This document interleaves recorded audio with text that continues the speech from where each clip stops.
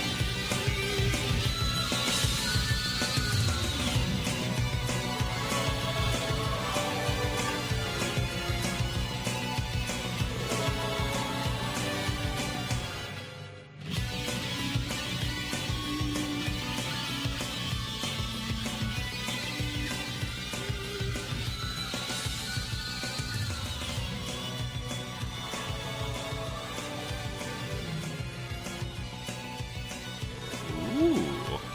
Oh, you've been in a Dracula mood. How's that been? Yeah. It's been cool. I love Halloween. I'm playing Dracula in a play, which is fun. I think that's most of it, to be perfectly honest. That would do it. But also Symphony of the Night is a great game, so yeah, I just recommend it.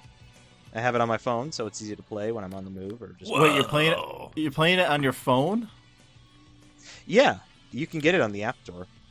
Oh, Do okay. you play with like two thumbs, or do you have like a backbone to plug your phone in, make a Two video thumbs. game controller? 2 thumbs. Whoa. I mean, I'm sure there are other things you could do, but 2 thumbs. That's how I play it. I play most games with 2 thumbs, I won't lie. Okay. What about the other fingers? Do you use those All too, or is it right. all thumbs? It's just all thumbs. That's not Computer true. games, Faden, all thumbs. Faden It's is all an thumbs. expert claw grip user, so Faden is lying to us Oh. all. Faden uses 2 thumbs and a couple of fingers. I mean, but I'm just saying I play every game with 2 thumbs.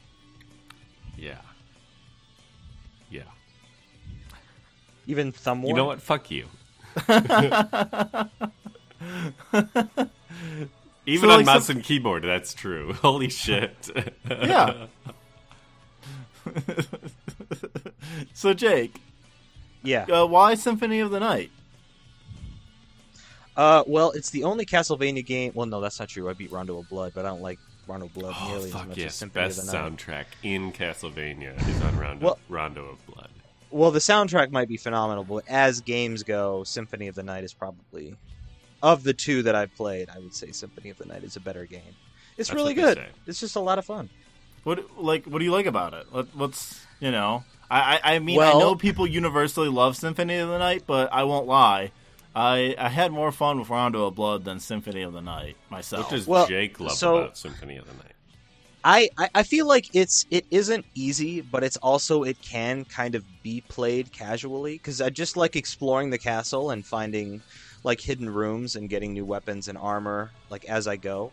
I feel like the pace of the game and like your leveling is pretty solid, so I'm always into it. The action is a little bit clunky when you're playing on a phone, because sometimes the touchscreen doesn't react the way that you would if you had like a joystick and actual buttons. But no, I just love all of it, and I think the aesthetic is really cool.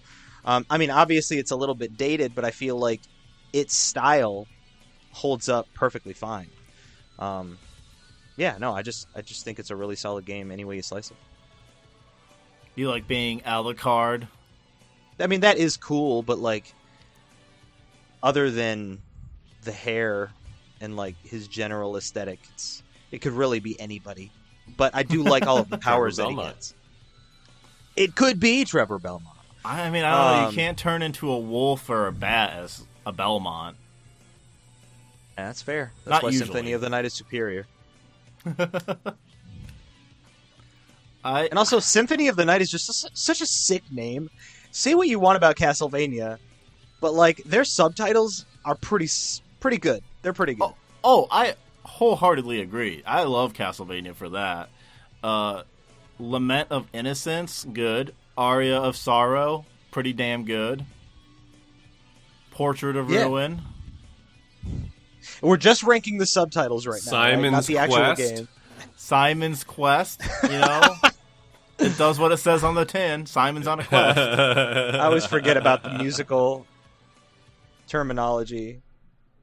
Quest. It is a quest of music notes. Or a Simon. Possessive. All right, Faden, we reverse this question to you. What game did you play during the month of September?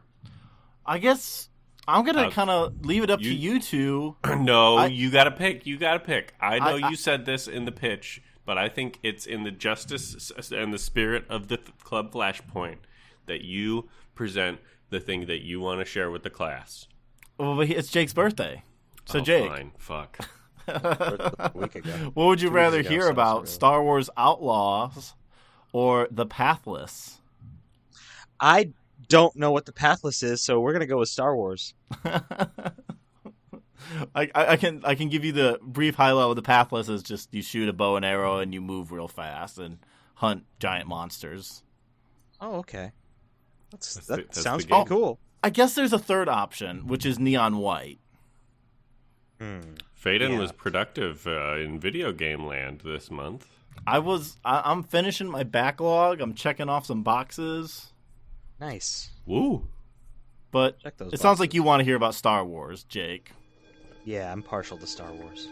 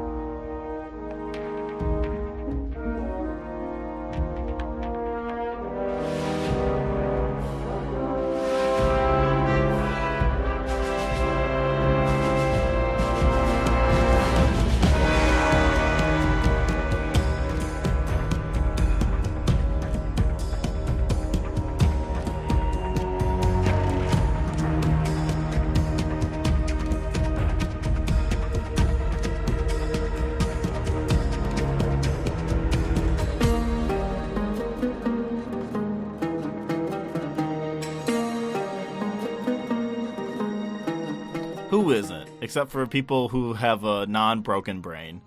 So, Exactly. Star Wars Outlaw, latest open world slop from Ubisoft. You play as Kay Vess, a down on her luck, kind of. It's more just like a low-level petty criminal than a criminal mastermind. She is constantly fumbling her way upwards into worse and worse situations, where she eventually tries to rob a very, very wealthy crime boss. That goes bad, but she escapes with a ship. And she's out to score a big-ass score to buy her freedom. This game's very focused on the ability to go where you want and to live the life you want. Hell yeah, Freedom 45. It's just a plot of Trailer Park Boys. We've got to do the one last score so we can get out of the game for good. Well, Red that's Dead just like Redemption heist 2. movies, True. right? You always got to do that one last score. One last score, and that'll be all we need. That'll be all we need. So it kind of follows a heist genre aesthetic where you meet all these mysterious and ne'er-do-well characters that join your crew. Lots of betrayal and heartbreak. The standout support characters are ND5, a commando battle droid. So for those who don't know Star Wars, they are like, imagine a humanoid droid who is kind of slender but also a bit boxy at the same time, like rounded but thick. It's kind of weird, and they have like a low, creepy voice.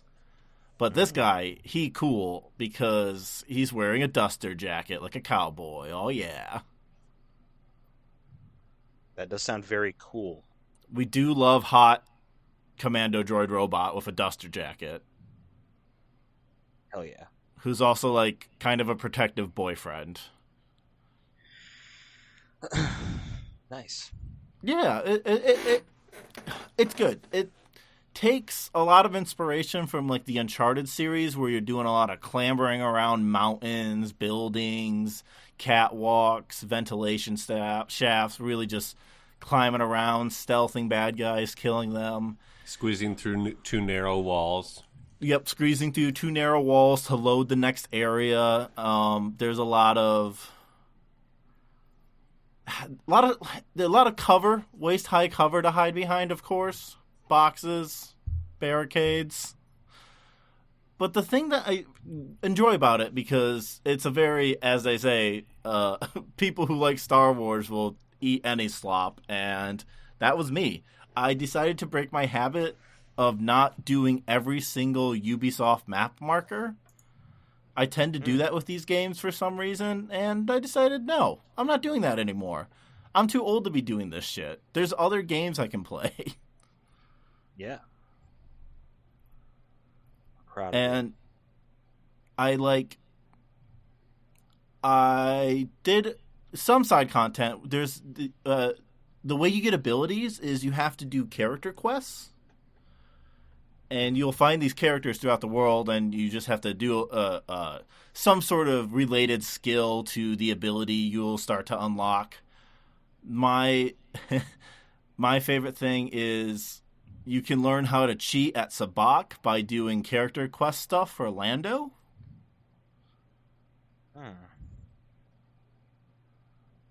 At first, I groaned when I saw Lando. I was like, Jesus fucking Christ. They can't help it. But then it was actually legitimately good. So I forgave them. As long as it was good. Hell yeah. You know? What made Plus, it good? you love Sabacc. What made it good is, to keep it vague, I don't love Sabacc. I love Izak. Love Sabacc. I'm not a fan of Sabacc.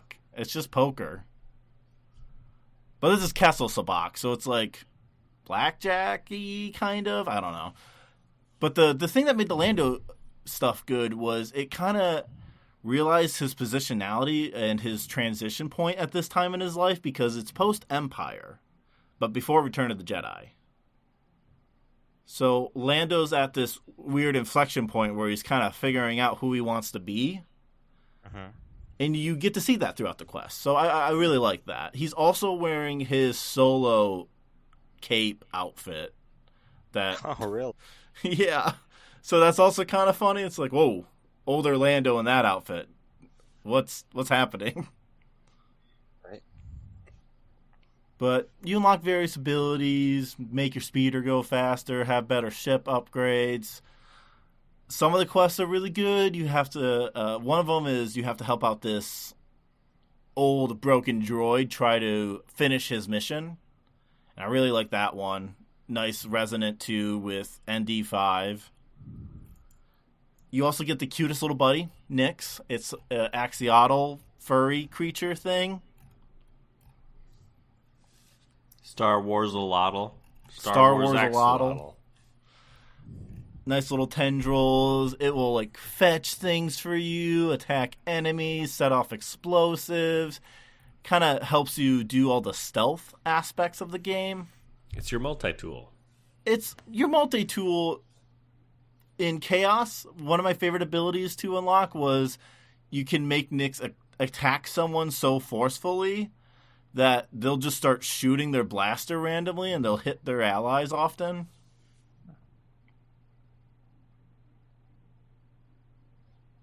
You also get these Yakuza-style mini-games for eating.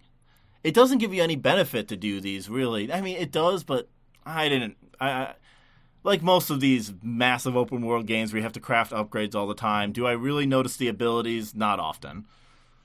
Not that impactful. But I do love it when you have to eat a meal with your little guy. Aww. I love a little guy meal. Who doesn't love that's what Monster Hunter founds the hunter buffs on. You get to eat with your little companion, Palicos.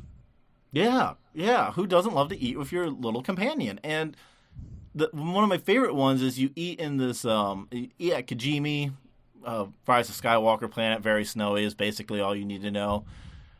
Where there's this little ice tree in the center, and Nyx just gets his tongue stuck to it. And you have to try to like pull it out or pour some soup over it to loosen the tongue. Aw. Yeah, every planet has its own little cooking stall with a different robot cooking it up. I love the look of these places.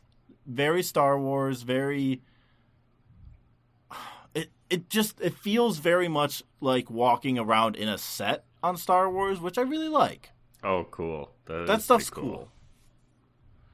You're seeing aliens, you're going to cantinas, there's sometimes a diner, like a roadside diner, which rules. I love Dexter Jetster. What? Dexter Jetster, from Star Wars. Yeah. No. The diner, the Greek diner guy who has 4 arms in Attack of the Clones. Okay. Gives Obi-Wan a hug. Yeah. Yeah.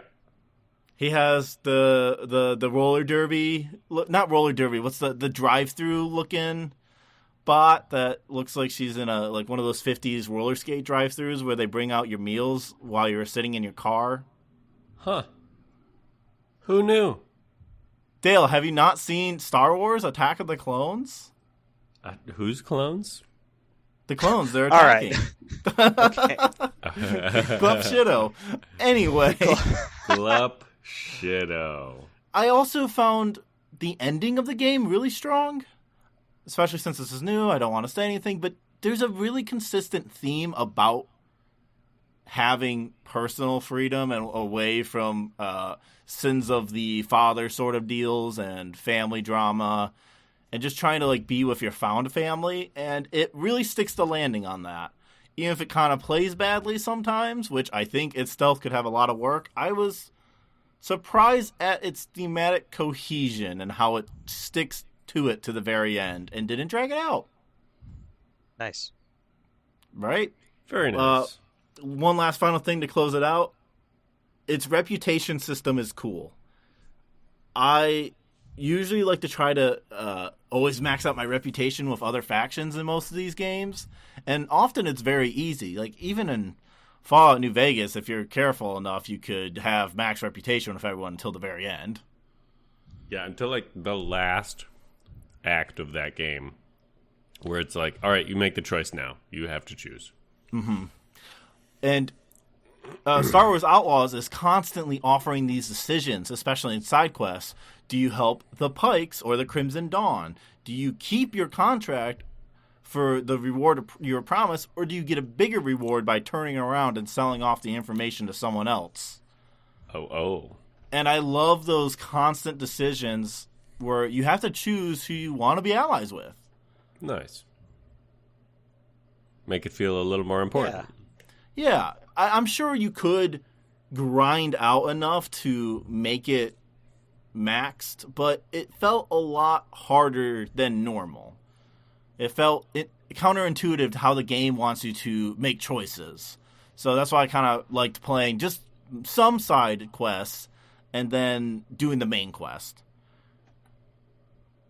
Doubly rewarding when, at the end of the game, basically whoever you have the most faction status with will come and help you out. So that's kind of a neat little moment. You can see who your true friends are. Yeah. Swooping in to save you. The boomers, here they come. Here comes Crimson Dawn. That's Kira. This game remembers that Solo and Last Jedi and Rise of Skywalker exists, and it's very funny. Nice. Does Emilia Clarke reprise her role as Kira? She does not, but the actor who voices Kira sounds exactly like her. It's wild. That's cool. I was just curious. I had to look it up. I mean, I get it. Emilia Clarke maybe has better things to do or bigger things to do, or maybe not, to be totally honest. I don't know. Or maybe not. I have no idea. I don't know what she's up to. I don't know what most of these Game of Thrones actors are up to. Probably trying to get distance would be my guess. Fair enough. God, remember we used to see Peter Dinklage and everything, and I feel like we don't anymore? Yep. He used to play the Ghost in Destiny. Yeah, and then they were like, let's get someone else to do that. Well, then it's like, let's get someone cheaper and who is also more available because this is a live service game that has expansions every fucking minute. Every day, yeah. Let's just get Nolan North. Why not? Perfect. Yeah. We already have Nathan Fillion. Why not we get the voice actor Nathan Fillion? So true. What about you, Dale? What have you been playing? Oh my gosh, I'm so glad you asked. I have been playing the game called... What have I been playing? Oh, yeah. Oh my Fae God. Farm. I've been playing a lot of games, because there are many. But the one I spent the most time with in the month of between last recording and now, in the 2 weeks. No. We did. 3. I've been playing a game called Fae Farm.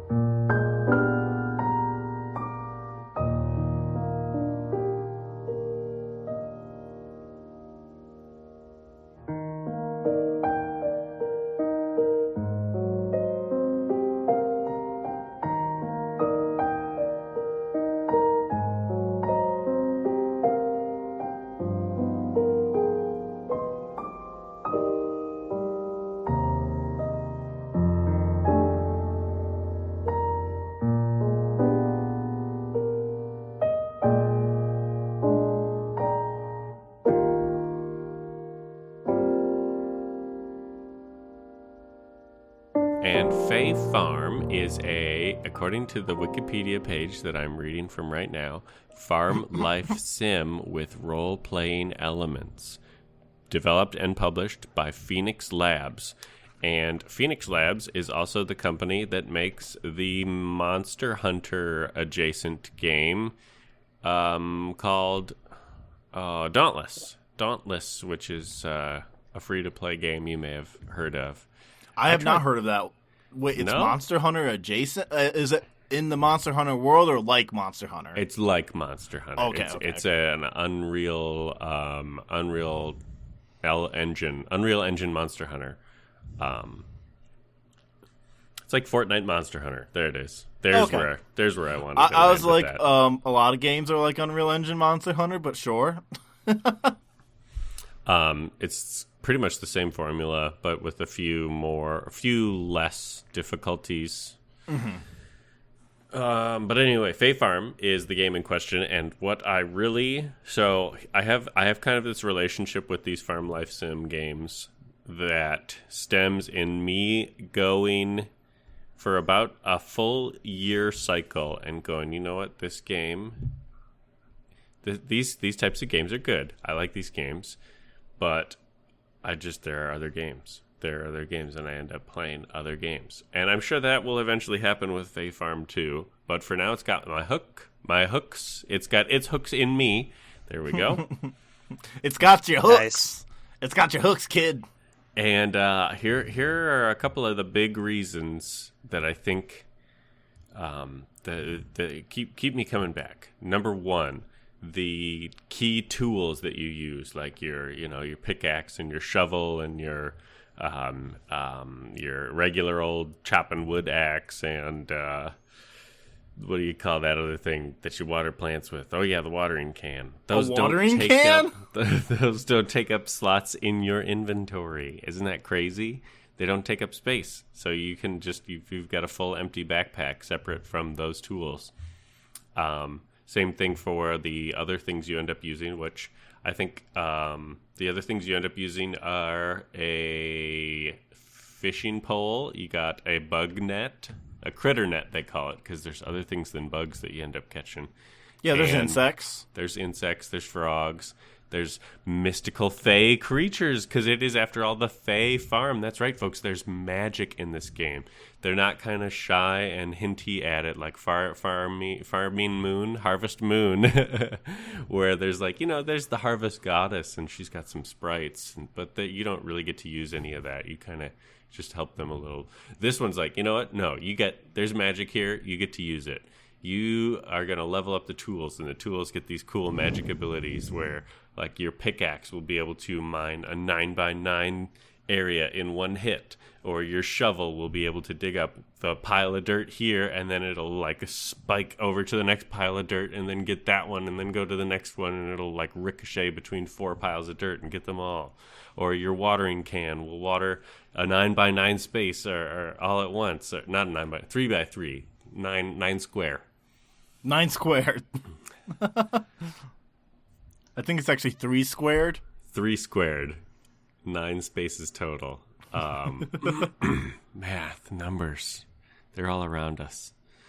And there's also this magic staff, which you use to, in the mines, hit the enemies with. It's the weapon, the magic weapon. You can defeat the enemies, which I think are pretty cute. They're like, they call them jumbles. They're possessed, like, watches and treasure chests and books and little relics of the past, they say. So they're just like objects, sentient objects you fight? Little sentient objects that just want to go, rawr! And so far, so good. I really like the ease of the game. It's really chill. It's really simple. You can put things on the farming cell bench all the way up until the last hour of the day, and you could even do it in the last hour of the day, but, time goes quick, so it's going to be tough. No penalties for staying up way too late, nothing like that. And there's a really cute little romance system. You talk to people, you go on dates, you can give them items, and sometimes they'll ask you, hey, I want this specifically.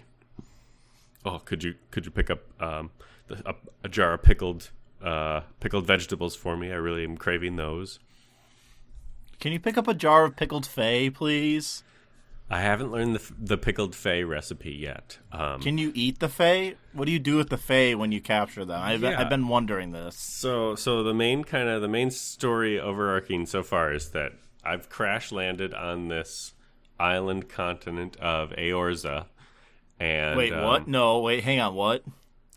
Azora. No, it could be Eorza. That's just also the Final Fantasy XIV world. It's spelled different. It's Aozra or something like that. Aozr. Azoria. It might be Azoria. I always want to say Arizona when I read it. It's Arizona. The mythical land of Arizona. Mythical land of Arizona. I crash landed and people said, how did you even get here? There's whirlpools surrounding the island. You got to figure out what's going on. And so I get to the end of the first mine and there's this giant magical axolotl that's like, ha ha ha ha. Isn't it fun how I spin and spin and spin? That's what my whirlpools are. I spin and spin and spin. And I'm like, yo, dude, you're killing people. They're dying. There's bodies. They're dying. And the axolotl was like, oh, shoot. Well, I'm really hungry, and I will stop, but make me this meal. And so you make the meal, and then it stops, and then you get this letter the next day, and the letter says, hey, guess what? I'm the goddess. I live at the top of your farm. Come see me.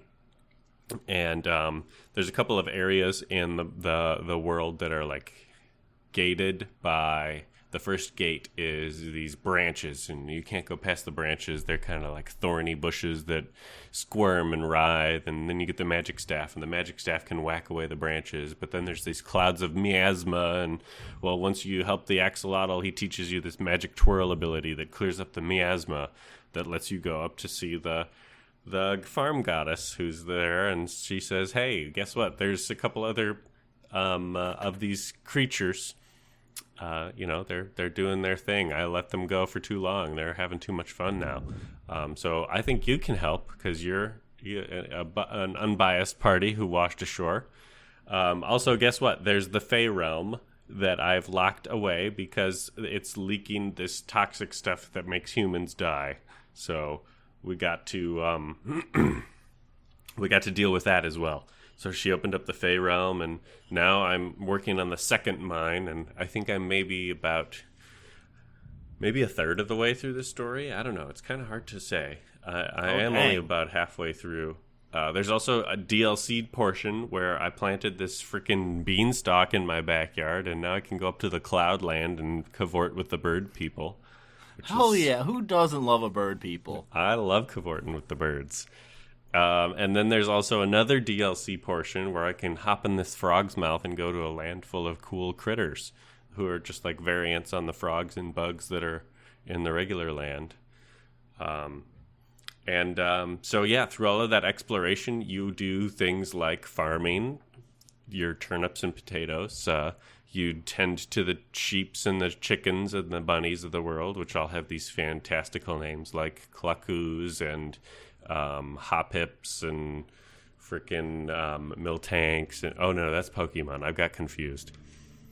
But they do have, like, weird, they're not cows. They're They're not cows. Or something. They're not cows. That's just their name, not cows. Not cow. Go pet your not cow every day. Go find the cow and realize it's not. It's not that. The refinement system is pretty fun. You put things into machines and they craft passively while you do other things. So while it is a very chill game, there's still fun ways that you can kind of think about, I want to optimize the day by starting some refinement at the beginning, and then I'll be ready to build something, and then that refinement will take so long, but it should be ready to sell by the end of the day, and boom, I've got something that I was able to refine throughout the day that now sells for like 800 coins. Boom, awesome. And then there's just a bunch of other stuff to explore. There's this shipping contract system that I've only started to explore. The ships were down before I closed off the whirlpool, so I couldn't interface with it until after that. But now I'm learning that, shipping contracts, if I am able to procure like 30 turnips all at once and then deliver them to the shipping contract, instead of the 30 turnip rate, I'll get a premium. I'll get like a couple thousand all at once without having to wait to sell each thing individually on the farm stand. And so it's a little different than Harvest Moon or Stardew Valley. There's not a treasure chest you load up unlimitedly. There's these 8-space farm stands in the center of town.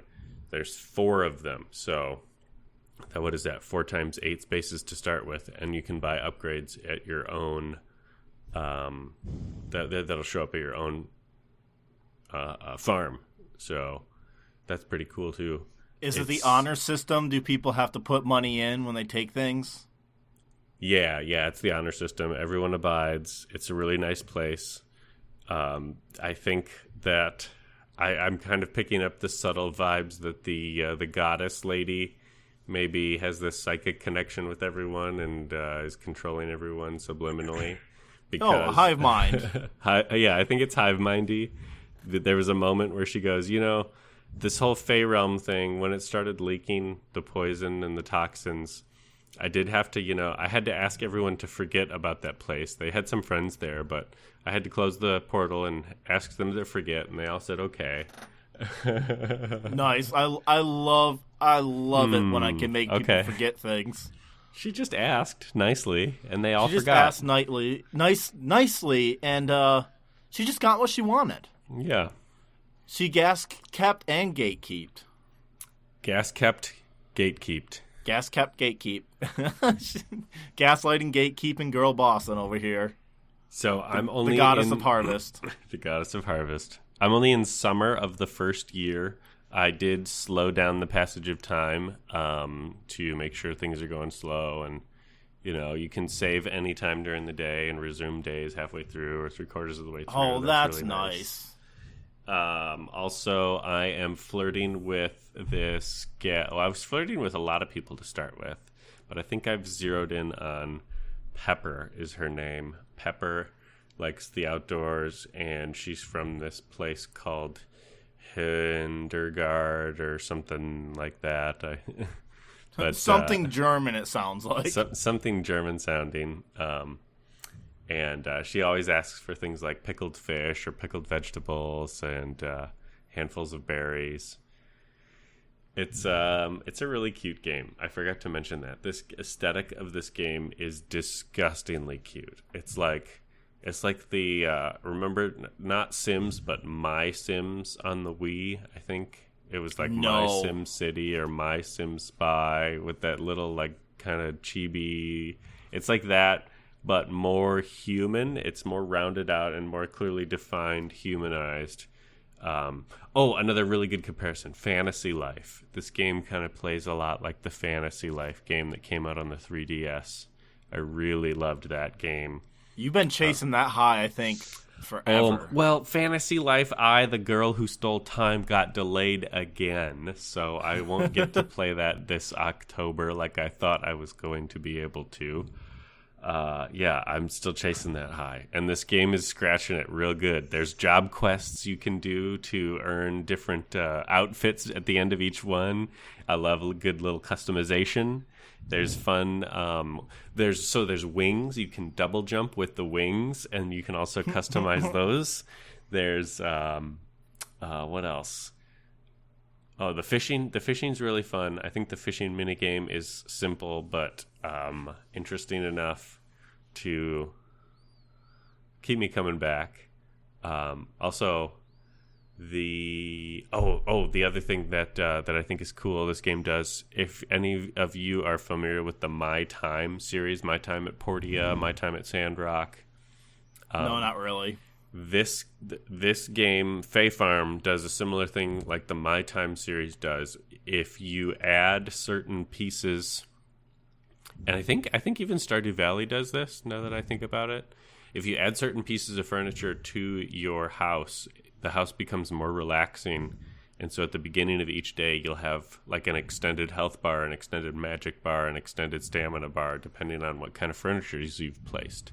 Oh, see, in Stardew Valley, I have nightmare homes. Mostly, it's filled with fermenting barrels. Oh, okay. So it probably is smelling intoxicatingly and nauseatingly like fermentation in my houses in Stardew Valley. Amazing.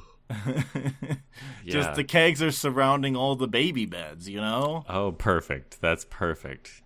Doctors recommend vinegar for your children. Doctors really recommend brewing some ale underneath their crib. I'm looking forward to expanding more of the magical abilities in Fae Farm. So far, I've upgraded my tools, so my pickaxe and my regular axe and all of that, to, I think, Tier 4. I think I'm already on Tier 4. There's base. Damn. There's copper. There's iron. There's the ferrite. No, I'm just one chunk. So I think silver, Tier 5, is halfway. I think there's 10 tiers. Okay. So I'm on ferrite ore, which I find in the Fae mine. But I haven't once upgraded the magic staff. I don't know how to do that yet. It has escaped me. The game's like, I'm waiting for fall. Come on. Maybe Get in here the fall already. there will be a witch that appears, and I'll be able to talk to the witch. And I don't know. It's all speculation. But I am going to be playing this game, I think, for a good chunk of time.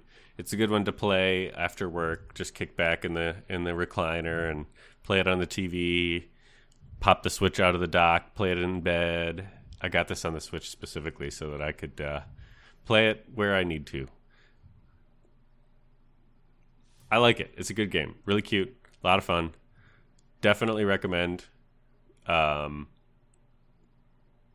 It's a single or multiplayer. You can play with, I think, up to 4 players. Oh, really? Huh. Yeah. I would buy it again on Steam if you wanted to try it out together. Hard sell for me. me. Hard there's sell. Far too many games, and you already play Stardew Valley, and you like that game a lot. Yeah, I mean, recently doing a 4+ year run on Stardew Valley has kind of burnt me a little bit. Yeah. You've got your fill of this genre, for sure. Yeah. I haven't really dumped a lot of time into one of these since I was a kid. I played a lot of Harvest Moon DS, which is a DS port of Harvest Moon Mineral Town from the GameCube, I think. Okay. And I liked that game a lot. I played maybe 2 or 3 years in game on that one. I think I married Celia, the daughter of the Celia the celiac. Celia she she can eat bread. She's good. She can eat bread. I think chocolate cake was one of her favorite items. I don't remember. Or it just killed her. But that one had a little more in-depth system. You could get these harvest sprites and hire them to do stuff for you, like water your plants and pet your animals and harvest and sell stuff. I love the concept of farming games where you get to a certain point where it becomes automated, and it's including things like automated petting, which I don't feel that deepens the bond to your animal. Well, it absolutely does. I mean, if I'm automating the shit out of my love. It's just put one of those cow brushes in the cow pens, and that equates for human touch. Or this fucked up little fairy. Here, little cow, let me pet your head. Don't you feel much love to your owner? I'll just say, I've seen some videos of those cow brushes, and those cows are really into it. Oh, of course, but I bet they would also be into scritches. Are you a fuzzy? A what? The other day at work, we were talking about furries as a concept. And I had recently informed my coworkers that the movie Robin Hood, Disney's animated from the 70s, was a big awakening for many furries. And then my coworker was like, "What was that movie you said that awakened all the fuzzies?"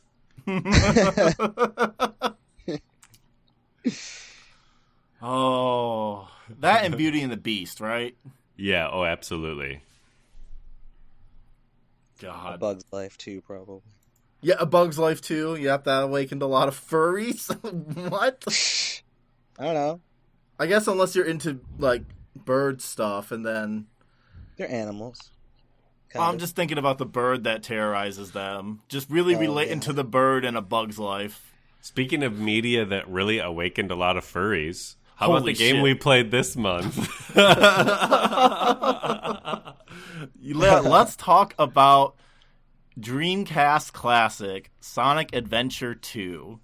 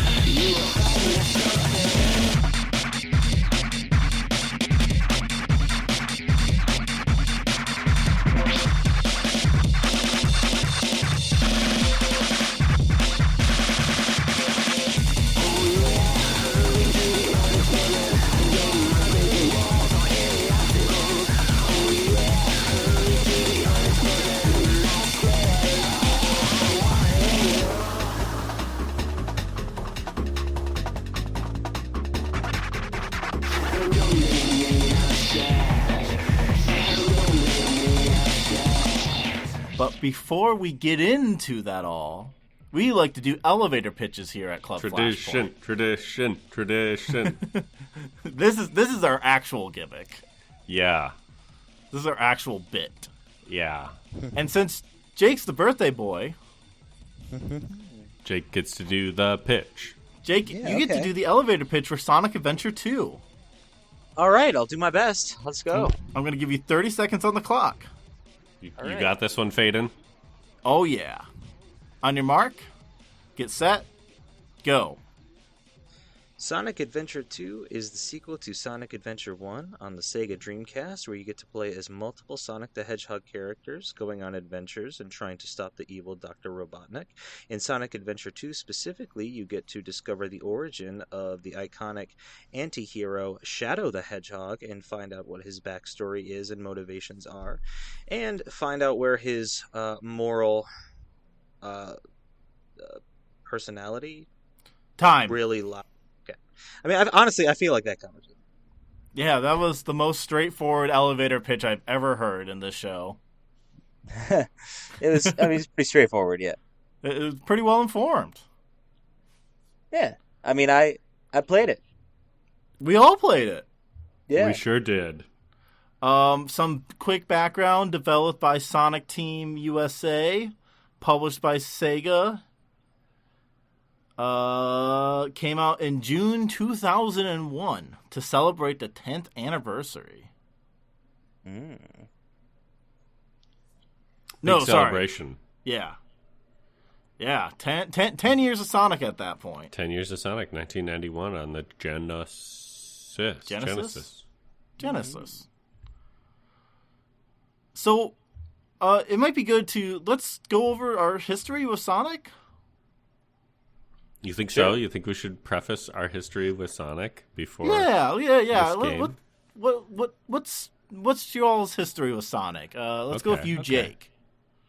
Yeah, mine's pretty basic. I had played it. I remember the first Sonic game I think I ever actually played was Sonic Adventure 1.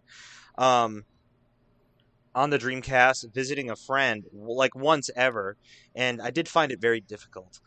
But I was like a little kid back then. But I never really cared about Sonic, is my point, until I saw the second Sonic the Hedgehog movie. I saw the first one in theaters, and I was like, that was funny. That was fun and funny. I liked it. But there's something about Sonic the Hedgehog 2 just felt really special to me. And I'd always thought that Shadow looked like a really cool character. Like, I knew that if I'd had a favorite Sonic character, it would definitely be Shadow. Shadow is the most Jake-coded character of all Sonic characters. It might be the most Jake-coded character of all video game characters, to be honest. You know what? True. That I honestly think that might be a thing. But I'm tired. But I was just I went in and I was like, I know he's not gonna be in there.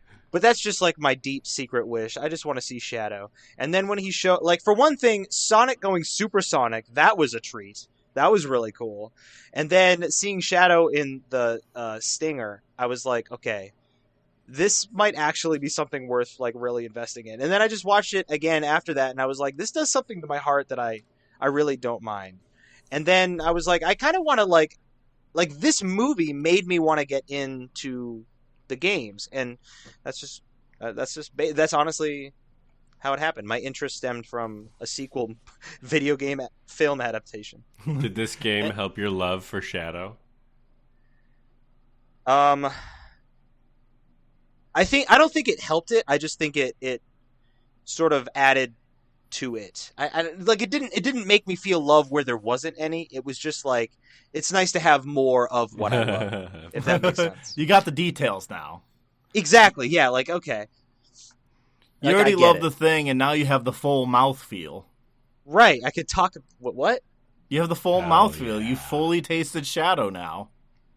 Kinda. That's a way to say it. I mean, I can say sincerely, I played and understand his origin story, which is nice. That's true.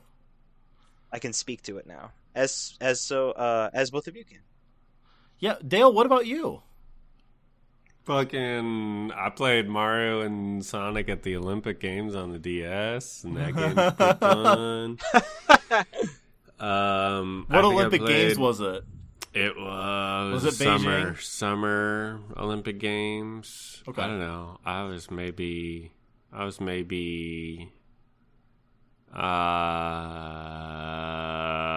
young. I was a teenager. I know that. It was one of the early ones. It was one of the first ones. And I remember that it had I love a game with a music room where you can unlock the music tracks and then just go listen to them. And it had the Superstar theme from Super Mario 64 DS remake, the DS launch title. That game. Oof. That game is a lot. I need to replay that. That game was really cool. You can unlock Yoshi and do all this crazy fun stuff. And but anyway, it had the musical updated Superstar theme that you could just listen to, and I unlocked that and listened to it a whole bunch. And Mario music's really good, and I played a little bit of the Sonic characters, whatever. And then I think I played some of the early Sonic. What was it? Sonic and Knuckles. I think I played a little bit of that one in college. Sonic and Knuckles. Sonic 3 Sonic and Knuckles is a separate thing. That's right. I think it's a separate thing. That's where Flying Battery Zone, I think, is one the first appearances in Sonic and Knuckles, and that level has some of the coolest video game music I think I've ever heard. Love the Flying Battery Zone song. And then Sonic Mania, when that came out, I bought that. I was like, you know what? Sonic's fun. I know it's got good music. I want to get this game. And I almost beat Sonic Mania, but Damn. I'm bad at Sonic games. Sonic Mania has one of the greatest of all time intros in a game, I feel like. Yeah. I like animated little intro songs, so fun. It is. It's a lot of fun. So to play this game was a lot of fun because I am a big fan of soundtracks. And I know Sonic Adventure 2 has a good soundtrack. And I had heard many selections from it. So to hear them in context was really good. Really good. I can't wait to hear what you thought of all the Knuckles levels. Oh, God, yeah. Can't what? Because I have thoughts on that. I said I can't wait to hear your thoughts on the Knuckles levels. Oh, just playing them? Well, the I soundtrack. think the music. Oh, the music specifically. Give me back my emerald or die. I don't love you. I'm Knuckles. What are we, in space? Jeez, hold your breath. The emerald's here somewhere. Oh man. Oh God. Guess what? Rouge, I hate her. I love Rouge. Oh no, I was going off the Rouge is great, but Oh, you're right. That's right. guess what? This is a song that's on the Knuckles level, and I hate Rouge, the bat. I want to kill her or die. I don't love you. Was this the first game that Rouge was And in? then they as well? fuck. I believe so. I believe this is the first game that Rouge is in. Is this the first game where two Sonic characters have sex off screen? No, I think that's implied in every Sonic game. Oh, okay. Should I talk about my history? Yes, it is your please. turn. Wouldst so- thou? What? Wouldst thou? What's thou? Okay, okay, all right. That's what I thought you said, but it sounded weird. But I guess I was right. My history is I have never and still really have a hard time with all the 2D Sonic games. I don't know if I enjoy them. You don't Like like at the all. momentum of them? I mean, that's your right. I just You're right. I feel You're like right. the momentum's always killed in the least fun ways in the 2D Sonic games for me. I've always had issues seeing things coming up ahead, and then I stop and I go, well, I'm not going fast anymore. I don't want to do this. I don't want to keep playing this. Doesn't bother me with the 3D Sonic, apparently, though. I'll tell you that. I played some of Sonic Adventure 1 on the GameCube. I tried to start like 2 years ago to beat that game. Kind Isn't of that gave Sonic- up. Sonic DX?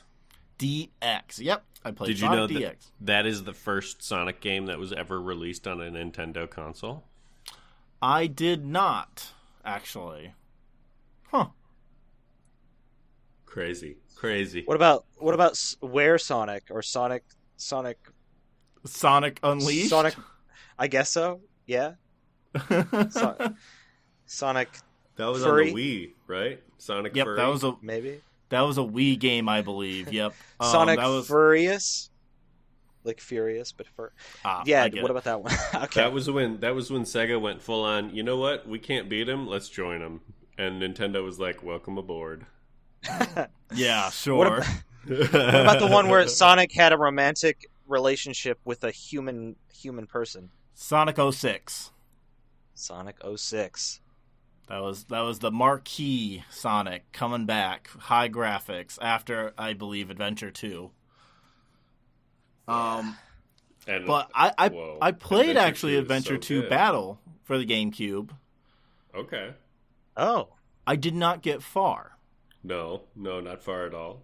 Instead, what I would do is I would replay levels to try to optimize my chows as much as possible. And all I ever played was the Chao Garden, and I thought the rest of the Sonic game was not as fun as the Chao Garden. Can you explain why you thought that? I don't remember why as a kid. I don't know what it was about adding stats into the chows, trying to get different ones and changing them. I don't know why I was stuck on that as a kid. Now, this is a great, I think, opportunity for me to ask my key question. How do you do that? I don't exactly remember. I I tried. didn't want to bother with it because I knew I'd get sucked in again. I just had Yeah. this scary suspicion. So I didn't try to touch the Chao Garden at all when I played this. yeah. I tried can a I be couple of times. You go, Can I Jake. be so honest with both of you? I had no idea what is the point or how to do anything. I enjoyed collecting the little animals and vials and the Chao keys, but once you got into the Chao world, I couldn't. You can pick up the things eggs. You can grab the tree and shake it. Nothing happens. You can Not for throw me. things. You can. There's a place where if you have a memory card, I think you A can VMU. do something with that. But You can yeah, hit no, I them. literally have no idea If you can, what you were supposed to do. you there. can pick them up and shake them violently. That was fun. Yeah, I but get how does really that? upset What when does you that do for the gaming experience, though? So from the brief reading that I've done here in the I did a little 30-minute. I wanted to know before. I think it's all you raise the Chao to get either the good one, the hero Chao, or like the evil one, the dark Chao, and then you make them race in mini games. Yeah, you make them do mini games against each other, and you could use the VMU, the Dreamcast memory port thing, to take your Chaos into other people's games and compete your Chaos versus their Chaos. Am I making that this sounds up? cool. I know the VMU had a little it had a battery and a display in it, but did Chao on VMU have little Tamagotchi style capabilities? It had a little screen. There's a lot of weird capabilities that some games had, or just little visual tricks. I don't remember if it went full Tamagotchi or you just saw your Chao. Maybe it was just you could see the Chao. That seems right. But you could see the Chao, which is really cool. Yeah. Yeah, pretty cool, pretty ahead, pretty neat, pretty gimmicky. Love the Dreamcast. Great gimmicks on the Dreamcast. Yeah, we played the Dreamcast version of Sonic Adventure. We did not play Sonic Adventure 2 Battle on GameCube because we wanted to play a game that looked good instead of looked like garbage. Oh, gosh, yeah. Well, I just wanted the very original experience. Is Sonic Adventure 2 Battle the one where Metal Sonic comes in? No, it's the same game. Yeah, wait, is Metal Sonic in Sonic Adventure 2? No. Adventure 1, I believe. I could be wrong, because I didn't play that one all the way through. Oh, another important tidbit of my Sonic history. I played the Sonic Heroes demo on a GameCube demo disc a bajillion times. Nice. Sonic Heroes. Okay. That's not how it goes. It goes, Sonic Heroes, Sonic Heroes. It's real bad. I almost got Sonic Forces because I really like the idea of customizing characters. And I hear that one's good. I hear that one's a fun short time. Fun short? I like fun short. Did y'all play the skateboard? Not skateboarding, but it's like a racing one. Sonic Riders, I think. Sonic All Team Racing. Is that what it is? It's not where they're in cars. Okay, hold on. It's where I think it's called Sonic Riders. Sonic Riders where they're on boards is like different from Sonic and All Stars. The tag team racing, is that it? No. Yeah, Sonic All Team Racing. But Riders is they're on like hoverboards? I think so, yeah. And I think that might be the one where the green bird there's a showed bird, up for the first time. For sure. I don't know if it was the first time. Sonic Riders. Cool. Yeah. Oh wow, that weird looking bird. I've seen that bird before. Who doesn't love that weird bird? Yep, there he is. Where did so Reach many for Sonic the Stars games come in? Where did what come in? Reach for the Stars. I like that song. I wonder if it's a fan-made song. I'm gonna reach for the stars. That one? I don't know what you're talking about. This is not a famous Sonic song. Yes, it is. Hold on. Sonic Colors. Reach for the Stars. Oh, Sonic I've never played mainly. Sonic Colors. I haven't either, but I've heard that song. You should listen to the song. I think it's fun. It's a good song. Okay. Reach for the Stars. Colors is supposed to be good. Generations is also supposed to be good, I think. Sonic Generations. People's opinions mix very wildly on Sonic, except for one opinion, everyone universally agrees. Sonic Adventure 2. Sonic Adventure 2 frickin' slaps. Now, how do we feel about it overall? Oh, wow. Oh, cool. Oh, I want to play it again. But not today. I do want to play more. Yeah. It's a lot. I will say, can I just give a brief rundown of my thoughts? So, I found I felt coolest playing Sonic and Shadow. I felt like I was having the most fun playing Tails. Not so much Eggman, but still kind of more fun Tails. I think probably because it was easier, so it was a little bit more relaxed. And I found Knuckles and Rouge so grating. I hated playing their levels so much. I just didn't enjoy it. I think that it was the controls didn't help, but I just didn't like them, like the levels. I like the characters a lot, a lot. But I just the something about how their levels played, I just hated, and especially the Rouge's I think it's called the security hall, where it's the the little safe. 5-minute timer. Yeah, and like it's randomized, and there's no way to extend the timer or anything. So like you just kind of have to hope for the best as you go as fast as you can. Oh, Jake, Yeah. okay. So it's all randomized for those levels. There's like 24 spots in each levels that these things can appear in. Well, that may be, but Rouge's security hall level is the only one that's timed. So Yep, that's true. that was a nightmare for me. I'm just saying. But yeah, the first time I played as Shadow, I kind of grinned like a huge nerd. I was just giddy. It fucking whips. It's really good. just- His music it's is just a lot so of good fun. in this game. Yeah. Oh. But yeah, those are my what's the footnote? No, something. General What's the one where thoughts? it's the book? Well, general thoughts, but I wanted to say Abstract. no, it's like that website that thesis. summarizes books. No, not a thesis. Your Spark Something Notes. Spark Goodreads? Notes. That's the Spark Notes of my. Well, we're gonna go with Spark Notes because that's what I was actually going for. That's the Spark Notes of my opinion on it. I really like the Shadow music. It was so much fun hearing all of that heart-pumping techno music while running very fast. Isn't it wild that Shadow music goes to new metal after this game? Uh-huh. It's Uh-huh. You see- I will say Eggman running is the funniest thing I've probably ever seen. a lot. Like when you come from his level and you're in Chao World, it's just funny. That's all. No, I agree. It's I love it. It's funny. I don't think I got to see that. I didn't do Eggman Chow World. I didn't should do look it much up. Chow World. That's fair. I mean, I get it. Yeah. Chow World's miserable. I'm so glad I'm not the only one who had that thought. Yeah, I I just was don't like, get they're it. probably doing everything right. They probably know, they understand it better than I do. I did not. Not a little bit. All right, well, that's good or bad. I don't know. What So about what you, do Dale? you- So, what do you think about this game overall? This game good. This game fun. This game hype. This game a lot. This game has fun story. The music is really fresh. It's 90s. It's hip. It's a lot of different styles of music coming together to represent some different things and ideas that are here in this game.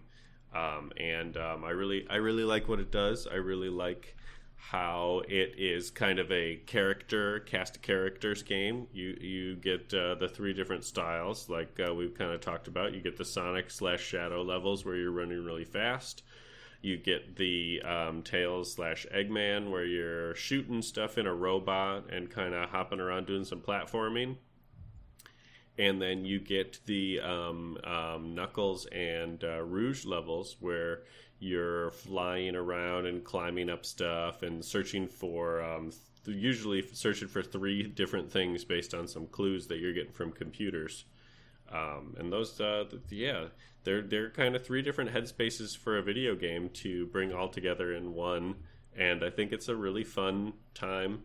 And it's well executed too, because the story ties them all together in interesting ways. And I think it's really well paced too. So like Jake said, sure, I didn't enjoy the Knuckles and Rouge levels as much as I enjoyed the other two styles, but I feel like the game was well paced enough that you would get those levels after coming off of like whoa, I just ran 1,000,000 miles an hour through that forest as Sonic, and I cannot That's fair. believe that I was swinging from those branches and dangling, and like my heart is pounding, and all right, now I'm going to go hop around in this kind of ghost train valley and look for some Master Emerald pieces as Knuckles and just kind of chill out for a second while listening to some cool like freaking new jazz punk rap, whatever you want to call Knuckles music. It's Whatever you want to call what Knuckles music is. It's rap. It's some form of it's rap. hip hop at its core for sure. Yeah. Yeah. It's knuckle hop. The game's great. Knuckle The game is hop. a lot of fun, and I get it. I don't get it. I don't get it. How do I say this nicely? I've met a lot of passionate Sonic fans throughout the fandom, like the the fandom space at conventions and stuff like that, there are some passionate Sonic fans out there. You read about some unique. Anyway, I mean, you're gonna find that with pretty much any fandom. Of course. Yeah. I don't want to point fingers at anyone, but this game was really good. I get why there is such a passionate fan base and why so many people can relate to and cling on to the story. It's fun. It's an action movie. It's a really cool action movie. I love the sense of speed you can get in the game. Especially in the shadow levels, you just feel like you're going so fast. Yes. Gotta go fast. Okay, who's faster? Shadow or Sonic? Well, it's Sonic. It's Sonic. It is Sonic. But who's cooler is the more important question. That's not what I asked. No, I'm asking a new question. Oh, okay. We agreed it's Sonic. Sonic is the faster one. Well, obviously Shadow is cooler. Here's my thing. Sonic's kind of an asshole. Kind of an asshole? He's a little cocky. He's a really pompous ass. But he loves his friends. He does and love will his die friends for them. and America. He literally, yeah. Well, no, a little does more he than love America? I think it was he was trying to save the whole world there at the end. Yeah. Also, the cops are anti-Sonic, and Sonic has no problems fighting the cops. No. Okay, so early on in playing this game, I got a text from Faden. Sonic is anti-cop in this game. It rules, and I was like, that's interesting. What happens in this game is the cops mistake Sonic for Shadow, and Sonic is like, that's annoying.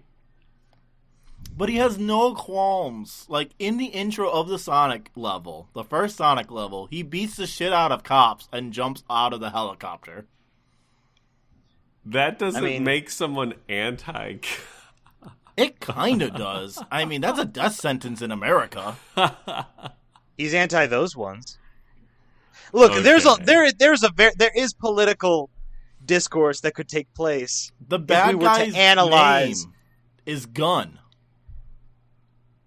Okay. His gun.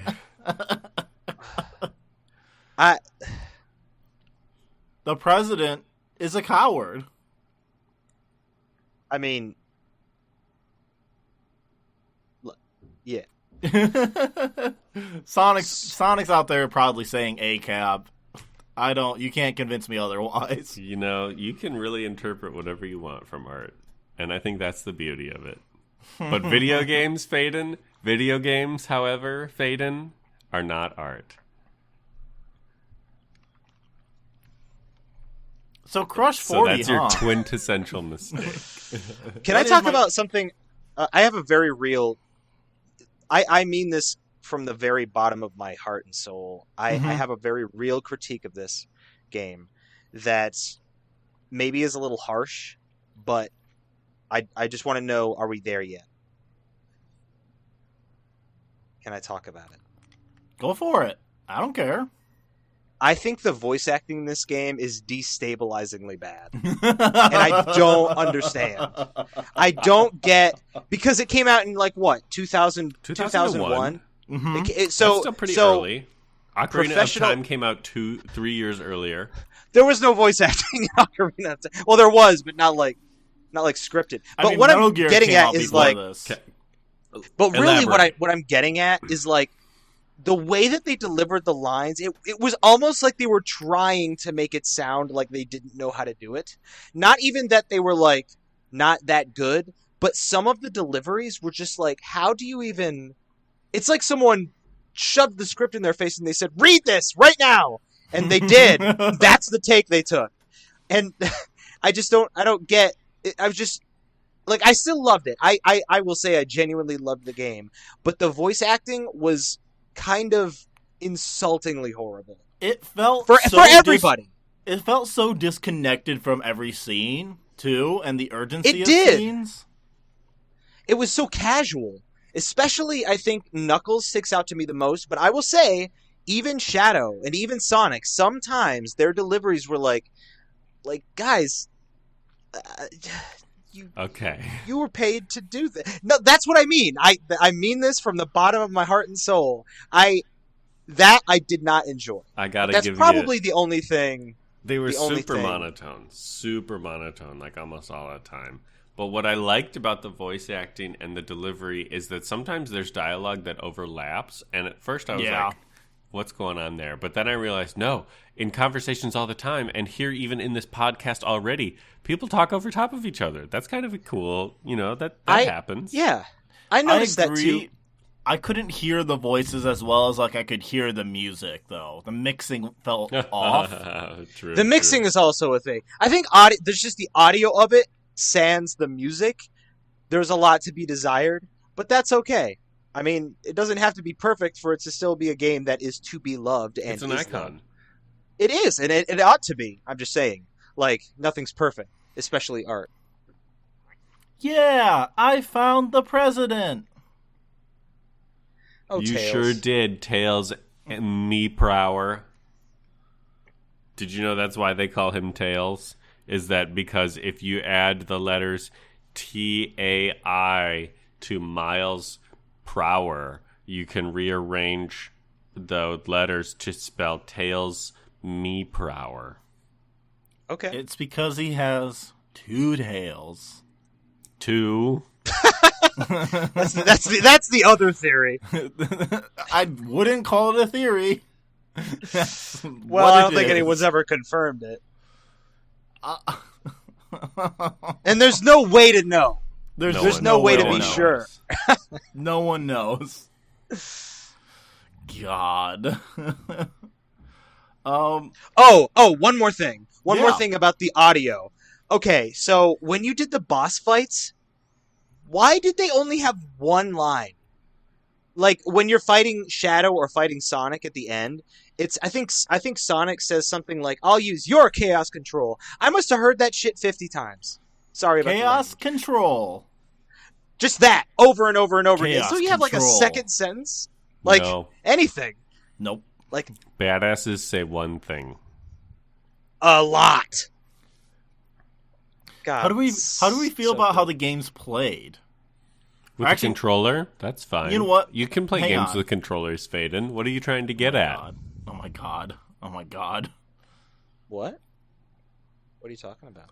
I just was saying, how do we like the playing of the game? Oh, I see. I do like the playing of the game, yes. Is that not what this podcast is about?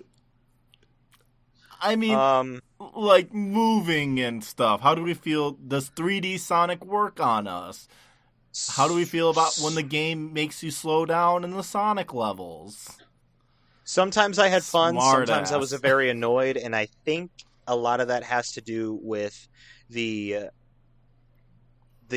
timing of the game. Like when it came out, I think that back then controls were just a lot less refined. I was thinking a few times, I was like in the Sonic levels, there would be points where you would need to jump and just get from one level to another, one spot to another. And I was like, if this was made nowadays, this would be so much easier because I'd just be able to control them better. I just feel like I didn't really have that much control over them.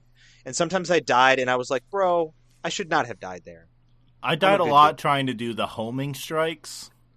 Yeah. Especially to cover across chasms.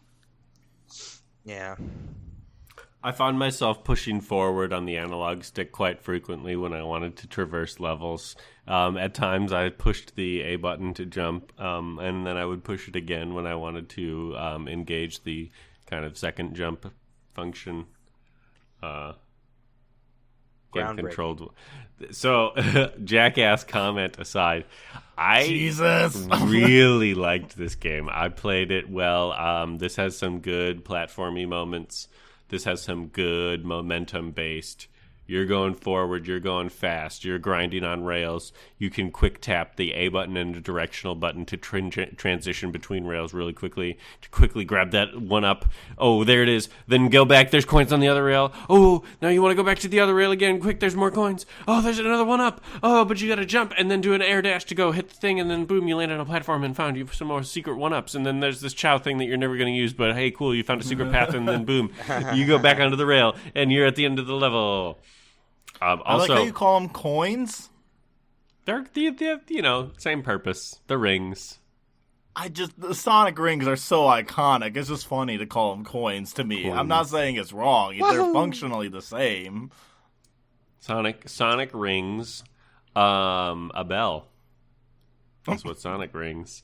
So okay. What was I gonna say? I was going to bring up just the fact that I did get through this game with the help of playing a digital backup of a copy of a physical game I own because I wanted to engage with save states, because I'm an old person now and don't have the same mental acuity, and so save states really did help me get through some of the later levels of this game. That was a nice thing to have. I absolutely needed the save states for the Tails space level. I hated it. Was that your Bane level? Was that the one you hated? Yes. So for me, it was the Tails Highway level. Love the Tails Highway level. The one where the highway's falling apart. Yeah, right? The one where the highway's falling apart. I just found myself like walking, and then suddenly, I'm now there. The highway fell out from underneath me, and I forgot to hover. Oops.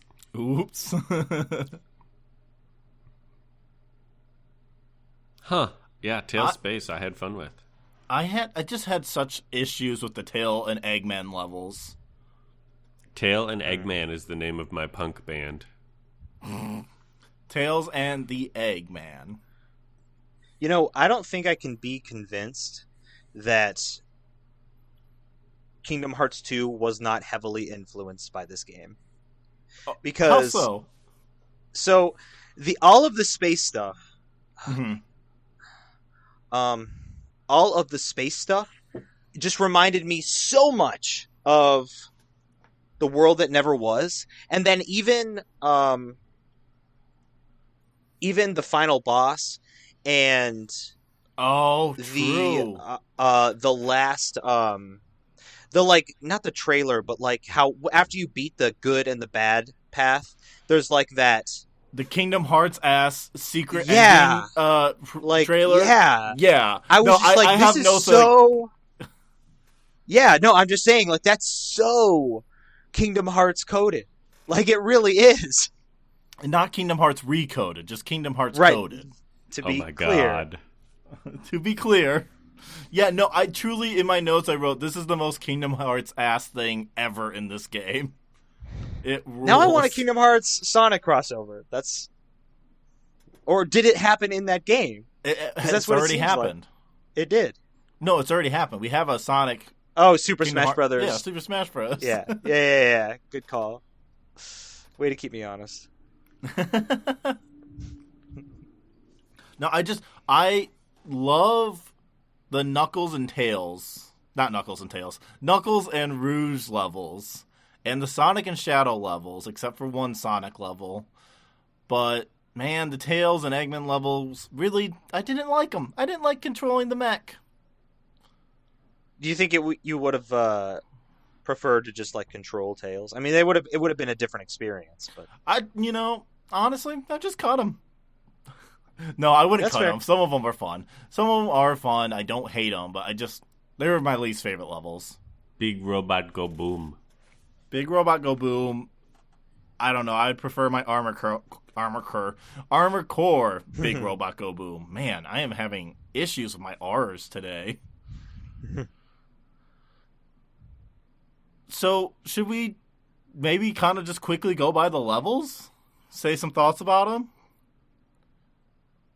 Or do we want to hit, like, story things that we want to talk about?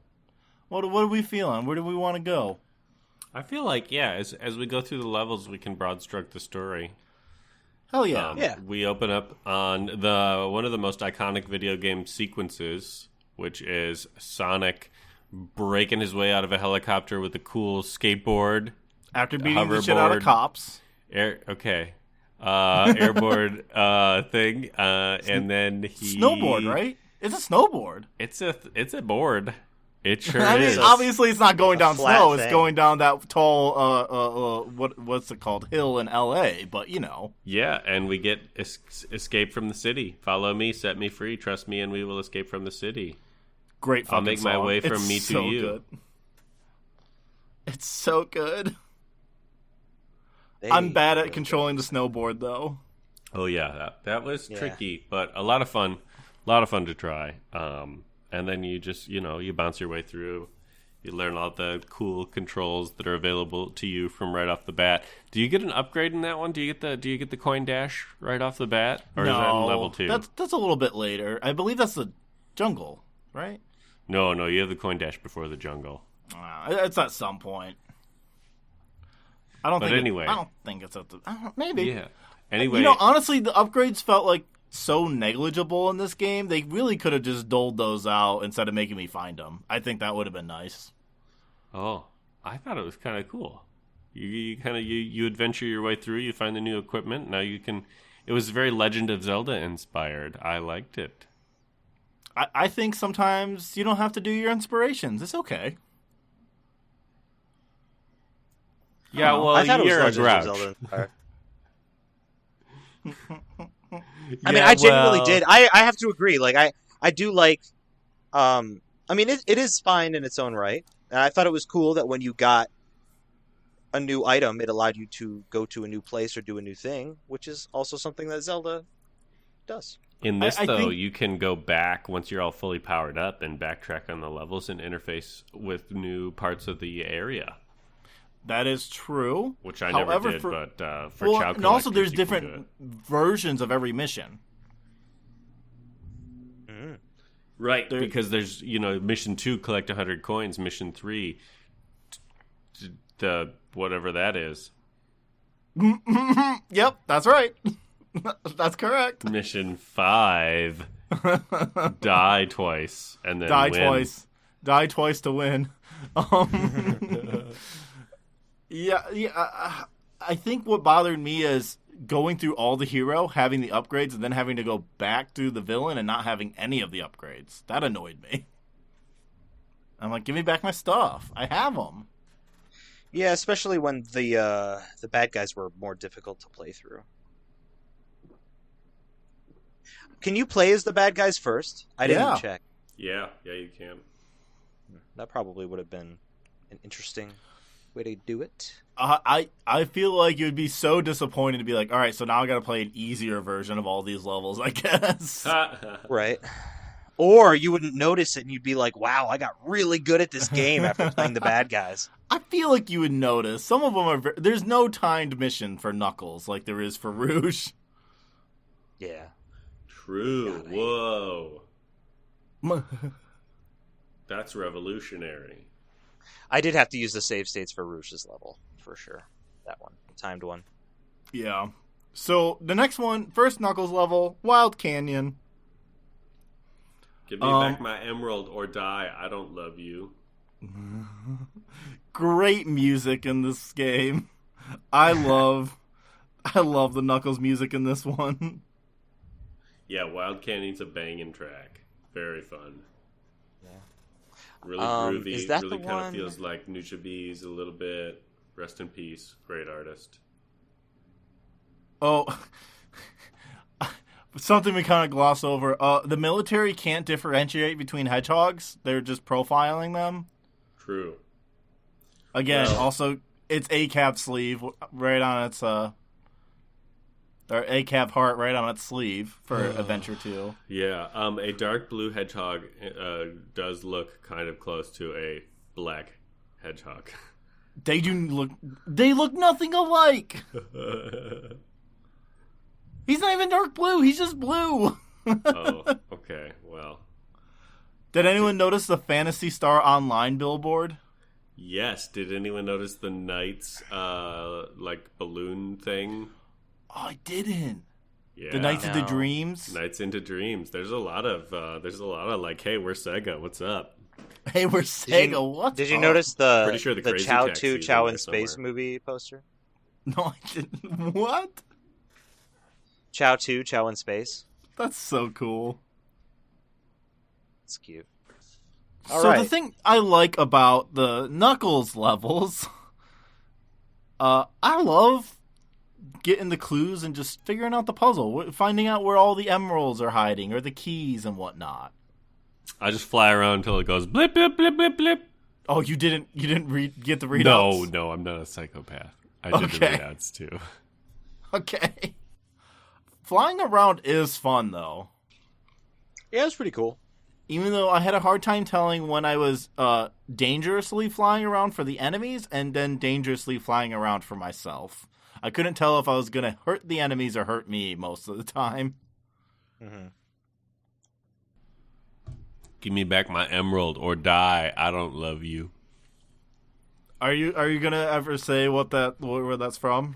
It's from Wild Canyon Song. It's the last line in the last verse before the song loops. Okay, cool. I just want to, for people who aren't aware. Isn't that one of our song picks? That the Wild Canyon is the... No, I didn't pick that one. No.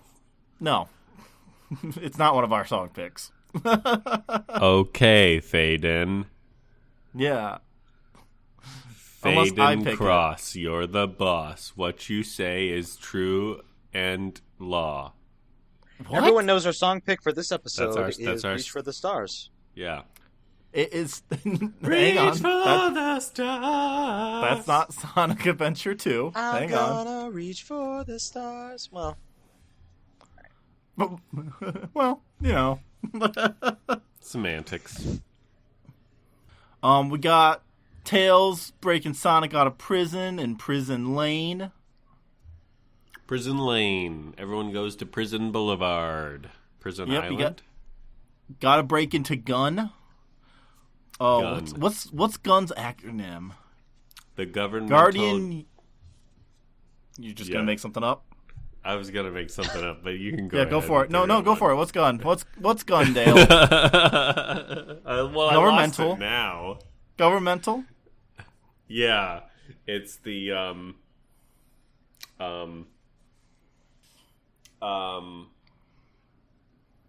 fuck. great unknowable name. It's the Guardian Units of the Nations. That was my second guess. Which is a really dumb name, I won't lie. Really felt like they had the acronym and then they worked backwards. I really wish I liked the tail stuff. I wish I liked the tail stuff. I thought it was fun because it felt like a rail shooter. Like it felt like I would just hold the aim button and spin and around, just walk and forward. I thought it was fun, and like hovering. I mean, I think it would have been cooler. I would have liked to have played like Tails, like at least once outside of the Chao world. But I mean, I didn't hate it. I thought it was fun. It was a good game. It's a good game. It's a good game. I would give it a 10, but I'm not going to.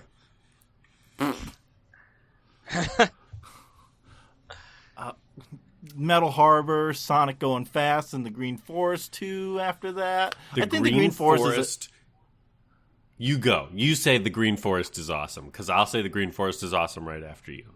I think the Green Forest kind of made me slightly annoyed, actually. Was the first Sonic level that did that. Wrong. But I do love the fight with Shadow at the end of it.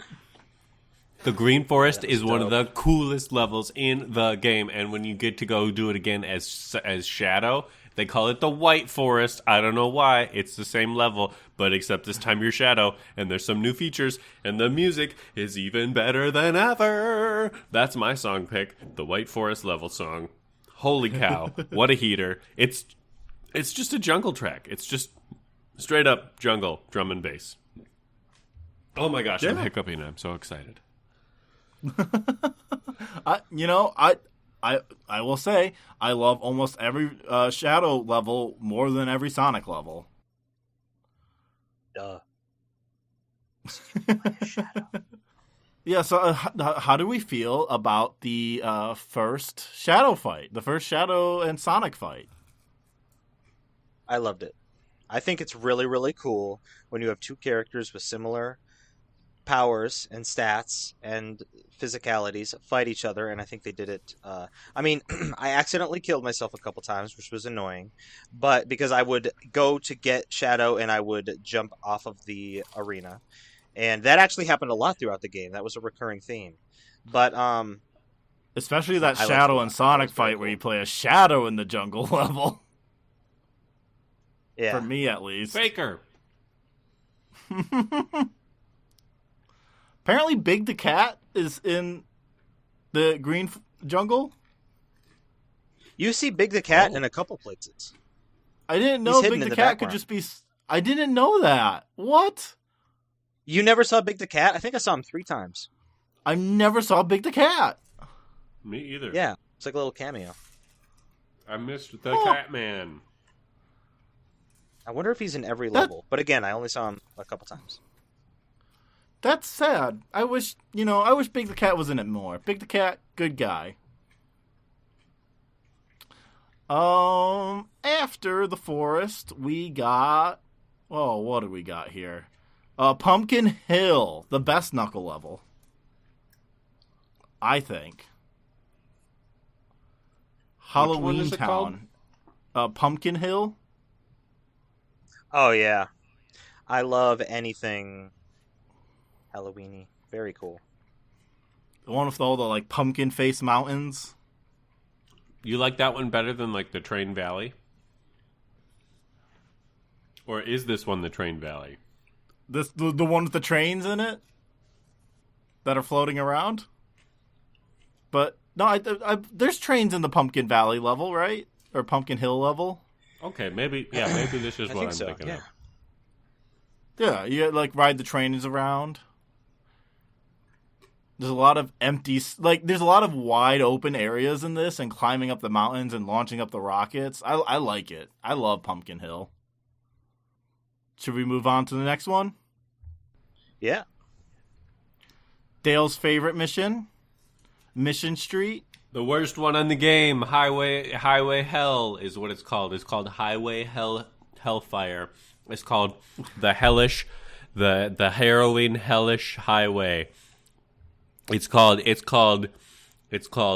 Houston's harrowing hellish highway of hell, where you have expired halibut. I was going for as much alliteration as I could there, just to Even if it doesn't make really, any sense. It doesn't have to, because what really has to make sense is that this level is hell. I didn't mind it too bad. It wasn't awful. Another ACAB level, of course. I mean, obviously. Tails also hates the government, even though that doesn't make sense to me. Uh-huh. Tails seems like he would love the government. Tails definitely has a Back to Blue poster and sticker on his Tails, car or plane. it's not even that. I feel like Tails definitely is the type to be like, well, of course the CIA sometimes has to do bad things, but bad people want to do bad things to us. Yeah. You know? It's lesser of two evils. Yeah, duh. Yeah, duh. Next up is the Aquamine Knuckles level, where you're constantly changing the water flow. I would call this the water temple God. of Sonic Adventure 2. Oh, God, I hated this so much. The freaking water temple all over again. Just let me do a level and not have to change water levels. I love changing water levels. So I water love that temple for not you. hard, which means this level not hard. Correct. Water temple hard is and good. annoying are not the same. I think it's a known opinion of this podcast that we endorse the water temple. Oh yeah. It's weird. Strange. Why would you? Why The would you worst endorse level something in so Ocarina of oppressive? Time is obviously Jabu's belly. That's kind of a water temple. Yeah, but it's worse. I mean, it is worse. I'm not saying it's not worse. I'm saying the water temple is annoying. Design your temple so I don't have to rework it for you. Wow. But Knuckles in the Aqua Mine. Did anyone ever get spooked by the little ghosties that pop out sometimes in these levels? Yeah. I bet you did. I did. I got jump scared once, and then I didn't afterwards. It did scare me the first time. I went, oh, ghost. Yeah. Ghosts are a thing in this game. Yeah? Elaborate? What do you mean? Well, it's ghosts, and then you fight King Ghost, which I thought... King Boo Boom. Yeah, I was like, oh, almost got a cease and desist. Almost. I was like, are they really gonna just go for it? And then they added the M, and I was like, there it is. Yep, King Boom Boo. That's right, King Boom Boo.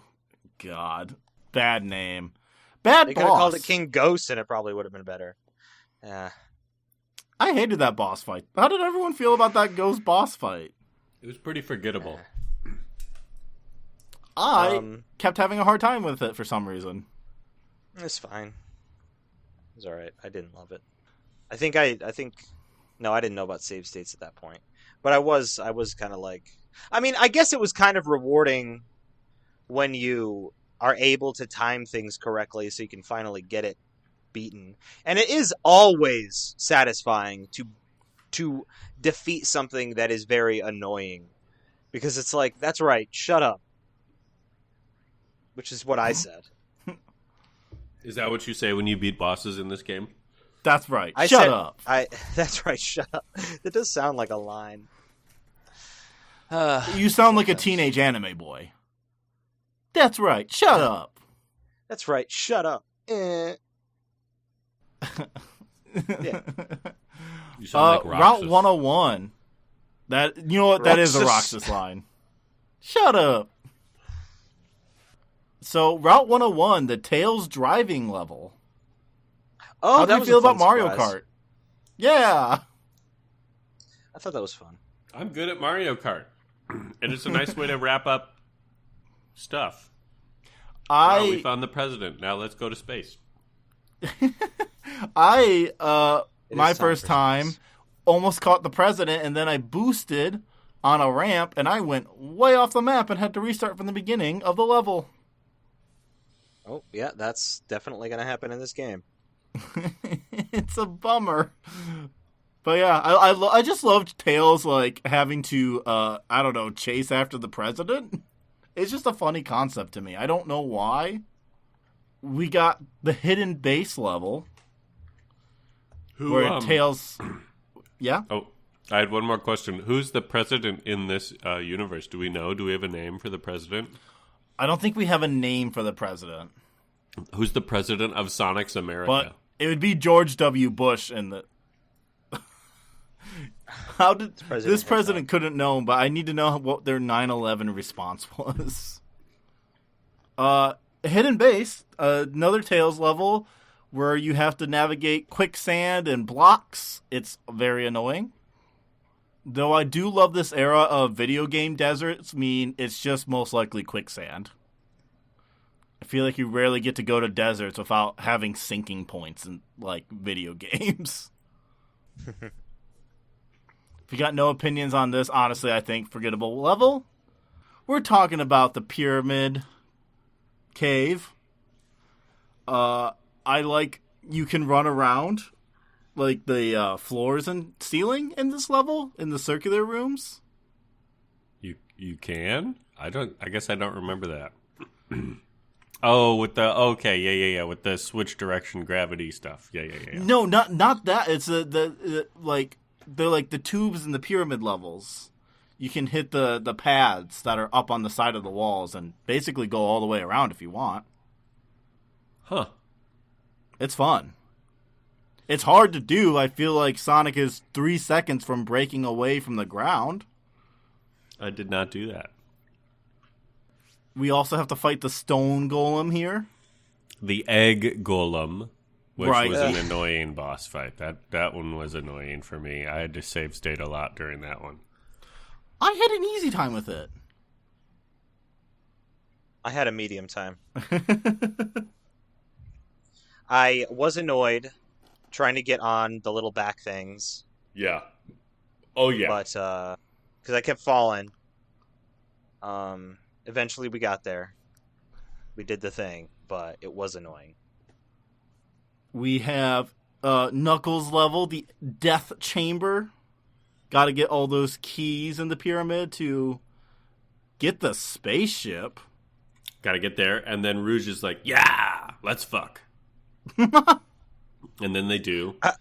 After they fight, and then they fuck, and then Rouge is like, your dick's so good, I'm going to give you these emerald shards. And Knuckles was like, why didn't you do that in the first place? And she was like, because we got to have a little character development, okay? Because I wanted them, and now you got them. It's really weird. Rouge is sometimes just all over the place. Rouge's motivation. She is the president's spy pretending to be a treasure hunter? No, I think she is a treasure hunter that the president hired her for those skills. But not to get as a spy. But not to get the emerald, but to get the information on the ultimate life form? Yes, which is why she didn't have a problem. That, and because she wanted to have relations with Knuckles, is why she was so willing to give Knuckles the pieces of the emerald. Yeah, so Rouge is off doing her thing, or something. We get to the Eternal Engine level, the tail space level I hate so much. I kept activating the airlocks and being sucked out. Oh yeah, that was annoying. Man, for such a good game, damn was this annoying. You know, the sign of a good game is a level that just pisses you off to no end. Yeah. There's got to be, right? At least one. There has to be. To balance out the rest of the game. You know who's a funny character we haven't mentioned, just in general, I realized? Who? Amy Rose. Who? She's a tad forgettable. She really has no presence in this story besides going, where's Sonic? Don't leave me. She really is like the Kyrie of this game. Yeah. Yeah, she really is, huh? She even kind of looks like her. She's there so Sonic can go, I hate girls, they're icky, I want to hang out with my boys. I want to hang out with Tails. Only. Bye, Amy. And Knuckles. He hangs out with Knuckles. He hangs out with Knuckles. He does hang out with Knuckles. I feel like Knuckles isn't someone who likes to hang. Not really. There's a characterization of Knuckles I feel like now in the modern conception is that Knuckles is an idiot. Like a thick-headed meathead. I mean, yeah, that's absolutely accurate. But in this game, he's not. He's just a noble warrior. He's just a warrior of honor who's actually pretty smart and empathetic. Yeah, it's changed over time, for sure. I don't think modern Knuckles is a good idea. I don't think dumbhead Knuckles is great, honestly. I miss is able to understand social cues Knuckles. No, he's focused on one thing. One thing What? only. Them titties? No, the Master Emerald, duh. Oh, okay, right, obviously, Yeah. sorry. Not Rouge's ridiculous body. Give me back my emerald. Rouge is ridiculous. Give me back my emerald. Or die. I don't love you. What's the next level? The next level is the Meteor Herd. The Knuckles level in space, where you have to go up the giant tower. Climb the space tower. Get Climb the space tower. parts. Or no, Then you're just picking up straight up Chaos Emeralds in this one, right? Yeah, you're picking emerald shards, but then you have the fight with Rouge over the lava pit thing that will blow you upwards. That fight was weird. It's a little tricky. I felt like Rouge could just hide in places, and I just wouldn't know where she was at. Because you have to look for her. Yeah. But then she could summon lightning or something. Or whatever. Characters randomly having the ability to summon object to hit you is funny every time. Especially when Sonic yells Chaos Control. Chaos Control. Chaos Control. Or Sonic Wind. Sonic Wind. Also, I like how you never have those powers. Right? Okay, come on. Where's my Sonic Wind? Where's what kind of beans Sonic do I gotta Wind? eat to pass that Sonic Wind? Where's my Chaos Control? Chaos Control. Where's my Kamehameha wave that Tails does against Eggman, or vice versa? Or Kamehameha vice Chaos. versa. We get the Sonic running towards Amy and them to give Dr. Eggman his crystal. His very real crystal. His very real crystal. Which turns out is a fake crystal. Except but Eggman Psych. was like, you know what? I knew that. Okay. I knew that, actually. You thought, but actually. Then we get the Sonic going to the Eclipse Cannon to shut it off before it destroys the world. Which is a pretty cool moment. I love the rails in the final Hero Sonic level, where he is just going fast. It's fun. It's a lot of fun. All the space levels I think are interesting. You get some cool shots of the scale of it all and realizing, wow, this is big. This is big. Big. How do we like the shadow fight, the last shadow fight?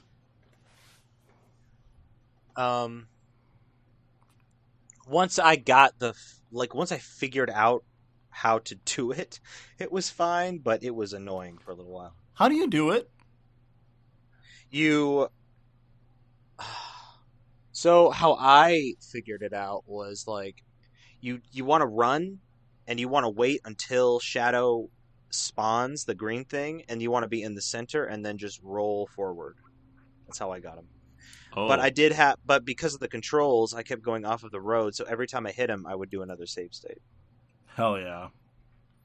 I figured the timing so I could bait him into starting the whatever. And then there was when he said the audio trigger that I can't remember, I would start to do a dash so that I knew I would be in movement already by the time the attack appeared. started.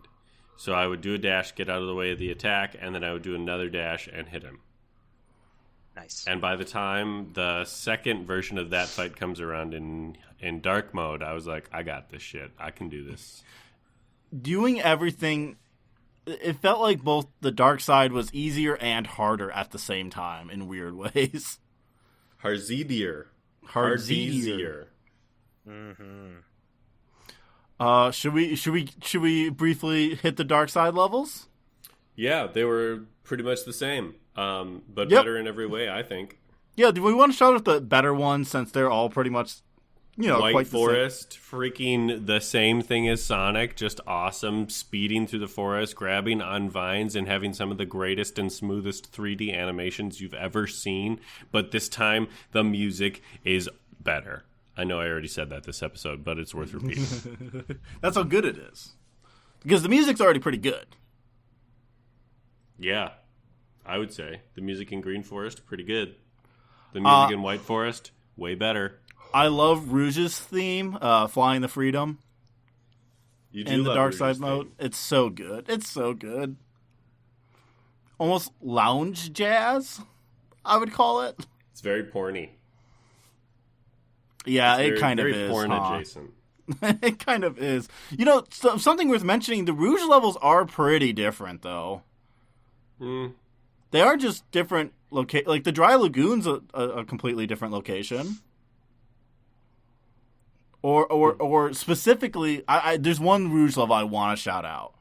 Okay. Mad Space, probably the greatest level in this game. Mad Space? Which one was that? Is that the Super Mario Galaxy level? Yeah, it's the Super Mario Galaxy level. with all the little planets that have their own gravitational force. Yeah, I thought that one was kind of obnoxious. I loved it. It was so cool. There, whatever the third, there was one. I don't know where y'all had your 3 emeralds, but I had one that was like it was on the side of a planet, and it was you had on to dig like into the side of the planet. No. It was like, you know how there were like little trams that would like go around the planet. Mm-hmm. There was one that would go around like the equator of the planet, except at that point, for some reason, the gravitational pull didn't pull you to the center of the planet. It was just like you're falling off of the edge of it, which was really dumb. Oh, no. But it was a tram that was moving around the equator, and the emerald was on the other side of that. So I had to jump off the side, land on the tram, and then I did a save state, because I would jump off of the tram and then fly to go get the emerald, because the emerald would move with the tram, and it was just not, like, you had to time it very well. It was pretty obnoxious. That sounds rough. Yeah, the dark path is harder than the good guy path, so it's fine. Yeah. Something that's always interesting is speedrunners having to learn all the locations for the crystals so they know where to go from the first hints. Yeah.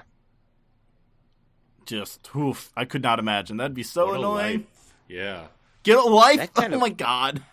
Yeah, right? Get a life. That's not what I said, but I do like that better. I said, what a life. But no, get a life, nerds. Get a life, nerd. Speed running? No. Play video games slow. Slow running. Do intentional running. Slow walk.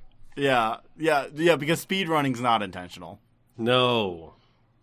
It's not the most intentional way to play a game. It's hasty. Right, that's what it means. It's fast. It means you're going fast and frantic. Slow it down. As one of the billboards in this game says, gotta slow live it fast. Down. Slow it down. Slow down. I love the sky rail level of Shadow, where it's mostly just rails, and you're constantly having to switch between the rails. That one's great. Jake, you doing all right over there? Mm-hmm. Good. So, questions? Let's talk about the last bit. No. Yeah, we have to talk about. I have been holding it in. Yeah, the coolest level in the game. Well, my soul transcended when we got to the very end, and I knew what was going to happen. And I felt like in Doctor Strange, when his corporeal body leaves his human form, his like physical form, that's what it felt like. when you go as Super Shadow and Super Sonic to take on the Space Salamander, which the ultimate bio lizard. Is the Space Salamander going to be in Sonic the Hedgehog 3? Because that would be bananas. It wouldn't be less bananas than anything that's happened so far, but it would be extremely bananas. Also, it's called Final I don't know if you guys Hazard. saw that thing. I don't know if you caught this, but the Robotnik nose is shoved into the salamander's butt. That's where it is. If you don't know what I'm talking about, go look it up. I did. Wait, It's called Final Hazard. Right. The Final Hazard has Death Star Robotnik's nose up its butt. I'm looking at it, and I can't. I'm not seeing it. Those are just facts. Then can you screenshot it and post it in our chat, because I need to point this out to you. Okay, one second. Let me try to find the bio lizard butt. Weird. I did find the first time you fight that as Shadow to be very obnoxious. Pretty weird. Yeah, it's the same as what an annoying looking fight. Just Bomb Boo or whatever. I think this is an important part for me to bring up the one danger of emulating games, and one problem that I ran into. So, the emulator does a very good job of simulating the memory cards, and I had a save going on the memory card that I was doing pretty well. I beat all of the hero stage.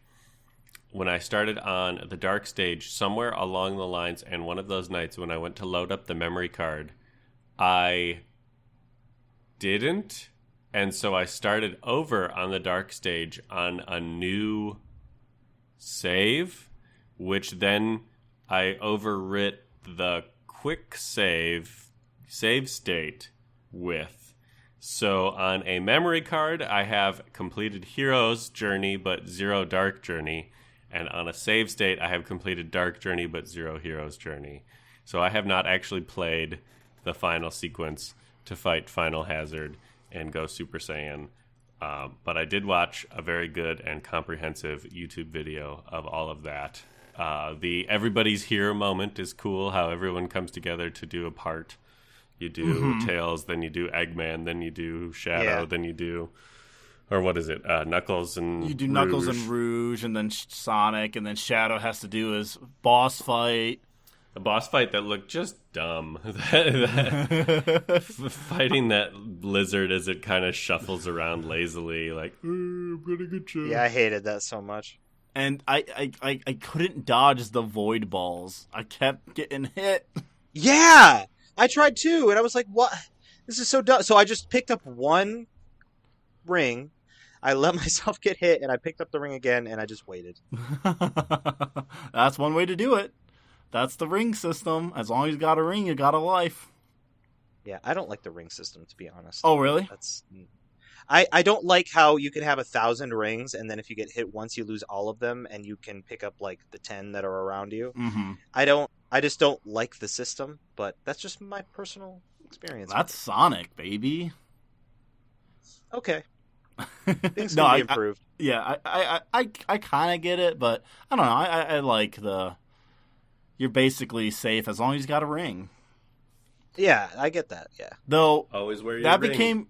That kind of became a little annoying when you have to do the switching back and forth, which is cool. Oh, yeah. Live and Learn plays. They go Super Saiyan, and you switch back and forth between Shadow and Sonic running into the Bio Lizard, the fleshy spots.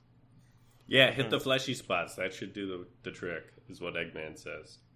Now, I accidentally overshot it one time, and the characters switch, but the other character didn't have enough time to get more rings, so I played as Sonic with 3 rings, and then Sonic lost his powers and plummeted to his death into the earth. Did Shadow save the day? No. Oh. I had to restart the boss fight. Well, that's not good. You know. It took me... It was hard for me. It was cool. I like listening to Live and Learn and going supersonic, but I also had a hard time. Did you have a hard time, Jake? I did not have a hard time until it was like this. It was either the last Shadow or the last Sonic one, where the beams would like...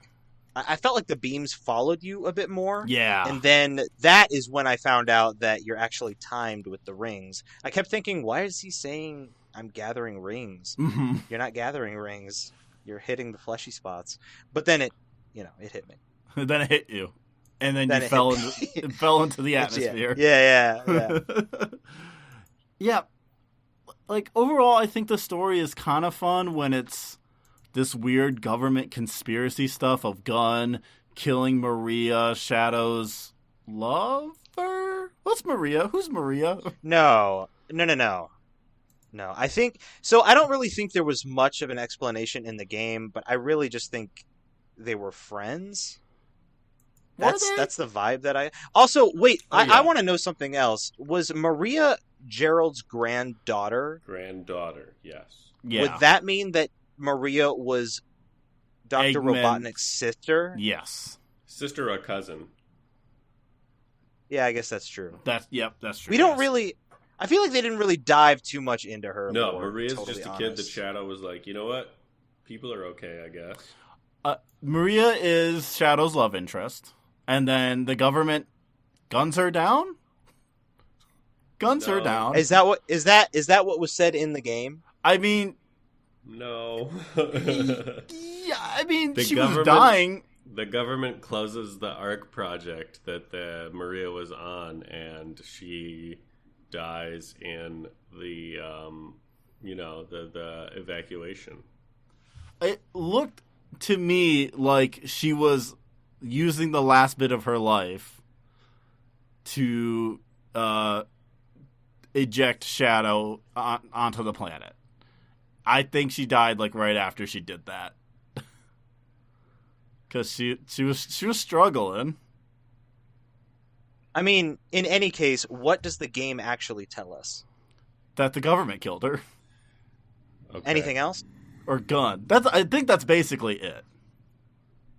Okay, so that's literally all we have to go off of. And then Gerald's pissed about that. Also, Gerald Robotnik, a hilarious name. Yeah. Not as cool as Eggman. Not as cool as Eggman. I loved Eggman's music. I don't really remember Eggman's music. I think it was... I just remember someone saying, "I am the Eggman." Yep, I remember now. My subconscious must have been like, we can forget about that one. Any last thoughts before we want to dive into some questions? We got quite a bit of them. I don't think so. I think questions is a good idea.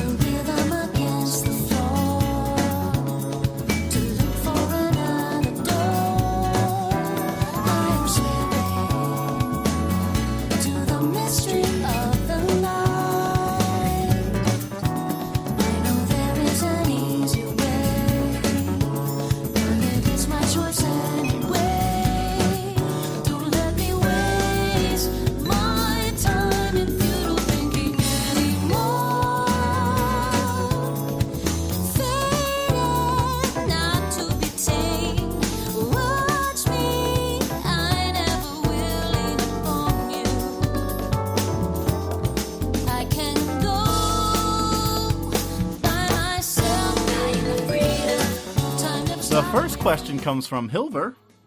What game released in the last 20 years would most benefit from having Dreamcast VMU integration? What is VMU? It's the memory virtual pad. memory unit. What does that do? So you would have a Dreamcast controller and you'd plug in your virtual memory unit as like a memory card. It also had a screen that could do fun things depending on the game. I think Dale mentioned the Tamagotchi aspect earlier in the podcast. I bet Fae Farm, the Oh. game I brought up at the beginning of the podcast, Fae Farm, you catch these little critters. You could put them in the VMU. That could be fun. Take around your critters, show them off, trade them. Pokemon? I mean, see, that's my thought. Pokemon would great VMU. Kind of did it with that Heart Gold and Soul Silver pedometer Tamagotchi thing, but Kinda.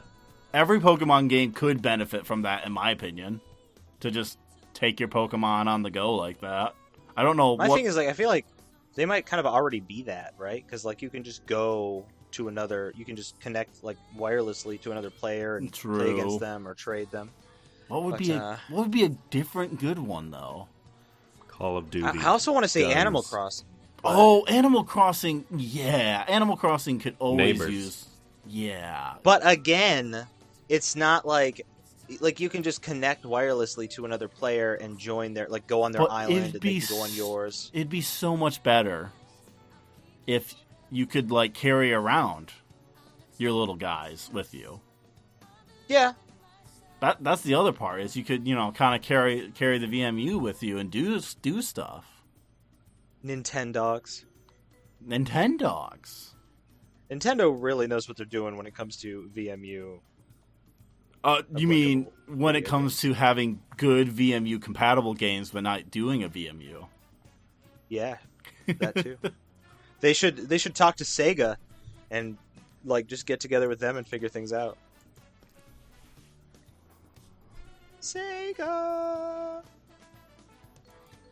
Next question from Suzor. If you could custom make your hedgehog character, what color and what weapon would they have? And shoes. So it's Sonic OC time.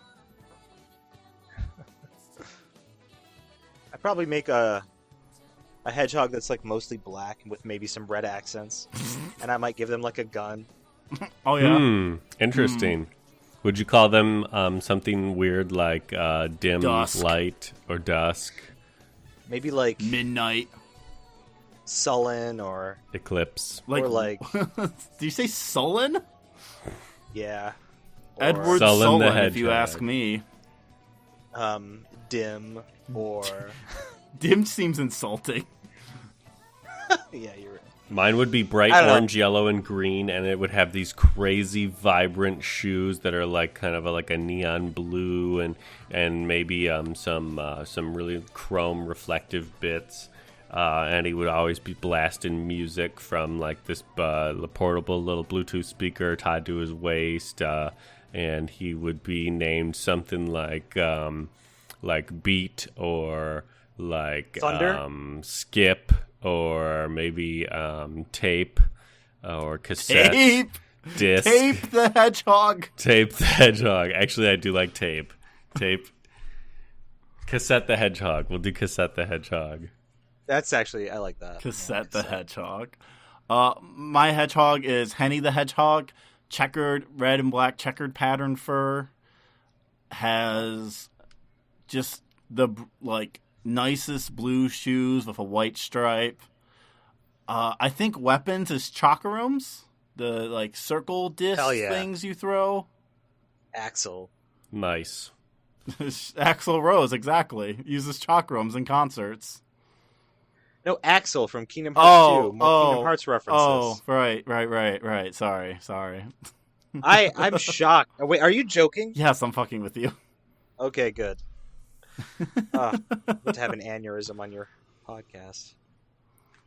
Really? No. Dale, would you like to ask the next questions? Oh, yeah. Tom, from my 40K group of friends, asks a string of questions. Number one, is Tails doomed to be the perpetual bottom? And I think yes is the answer to that one. Can you do me a favor really quick? Can you define bottom? Receives instead of gives. Sexually. That's what I thought. Receives. Yeah, I think that's a good way to do it. Yeah, it's good to bottom. Is I agree. City Escape still the greatest piece of video game music ever made? Yeah. I mean, I used to think that, but Live and Learn is really good. Live and Learn is up there. You should listen to Reach for the Stars. Reach for the stars! I'm going to share it in our little text thread right now. Next, whenever Shadow gets a haircut, does he need scissors or does he utilize his own edginess? So, this is my thought on this one. I think he uses Sweeney Todd style razor blade. Yeah, for sure. And cuts it off in chunks. Yeah. And how much property damage do we think the City Escape sequence caused? Not enough. Not enough, indeed. There could have been more. In fact, if anyone caused the most property damage, it is the government for doing carpet bombing runs in the city. When did that happen? It happens in some levels. It maybe doesn't happen in City Escape, now that I think about it. No, they're bombing their own military base, which is designed in a convenient track for Sonic to run on. Well, that was Eggman's bomb. Was it? I thought it was the military planes.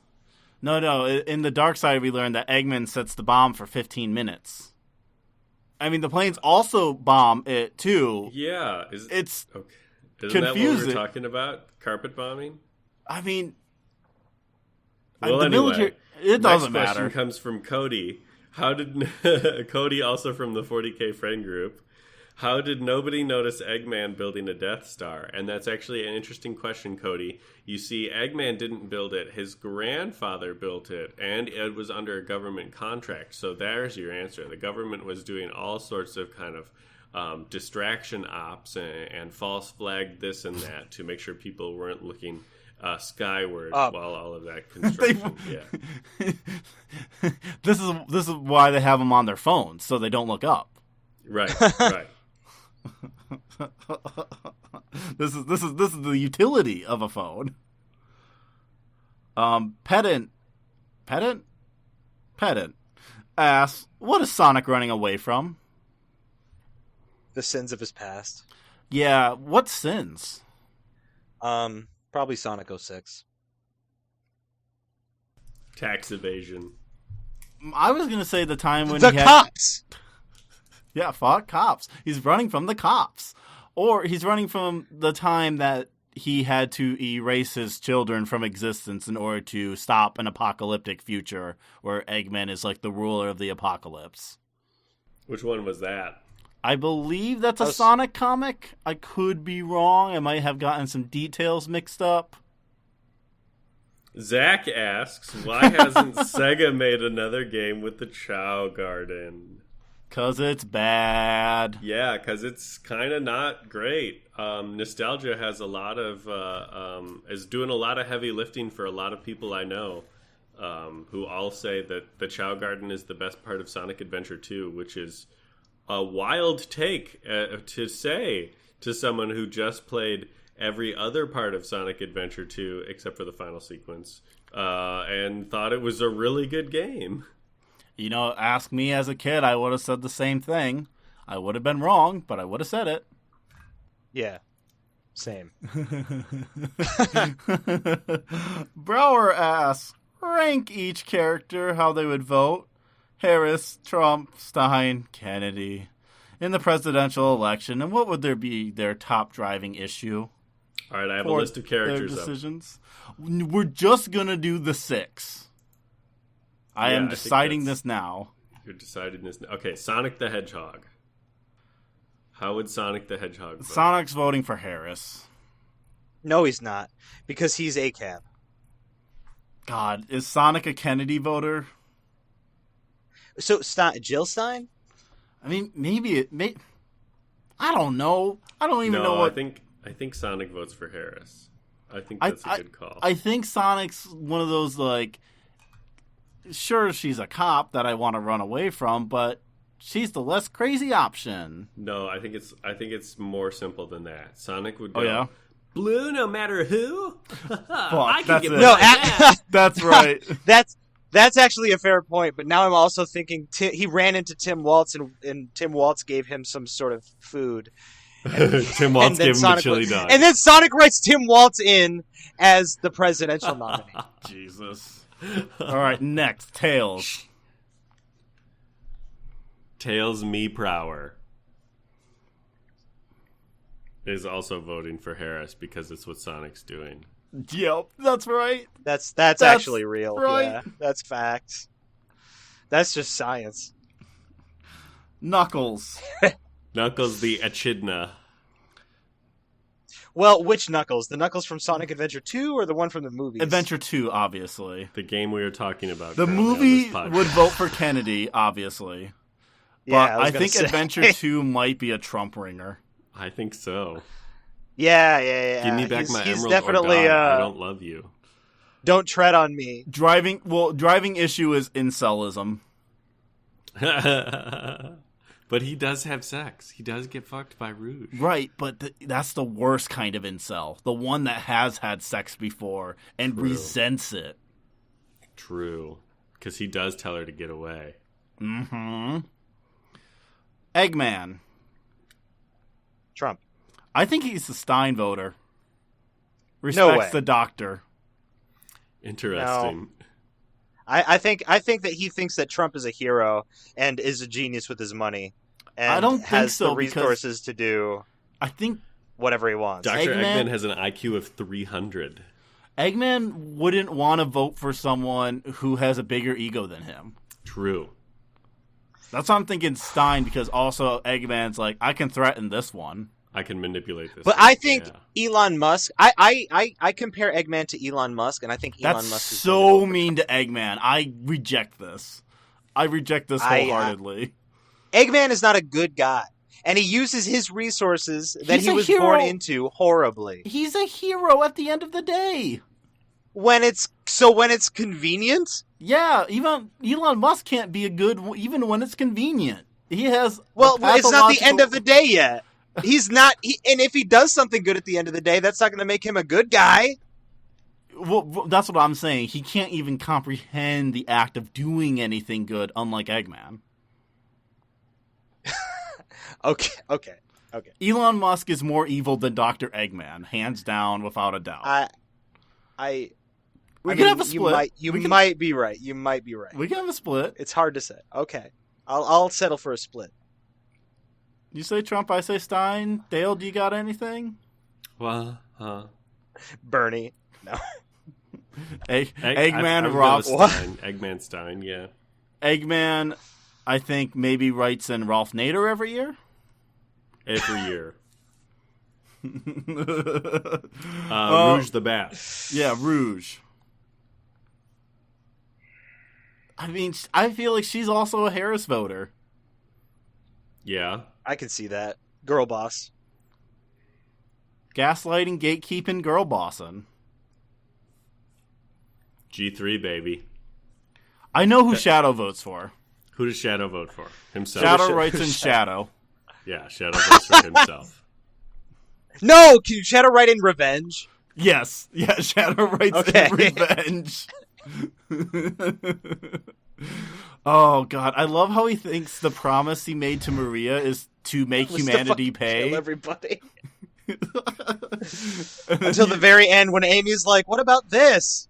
And he's like, oh, wait, she didn't say make them pay. She says make sure they have a happy life every day that they can. How did I mishear that? You know, honestly, anyone can make this mistake. True.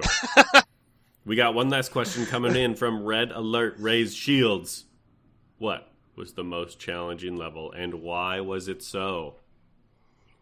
I mean, the answer is Rouge's security hall because the timer, and it was randomized. Falling Away Highway, no thank you. I hate the tail space level. Please stop sucking me out into space. And then I would never say please stop sucking me out. Please.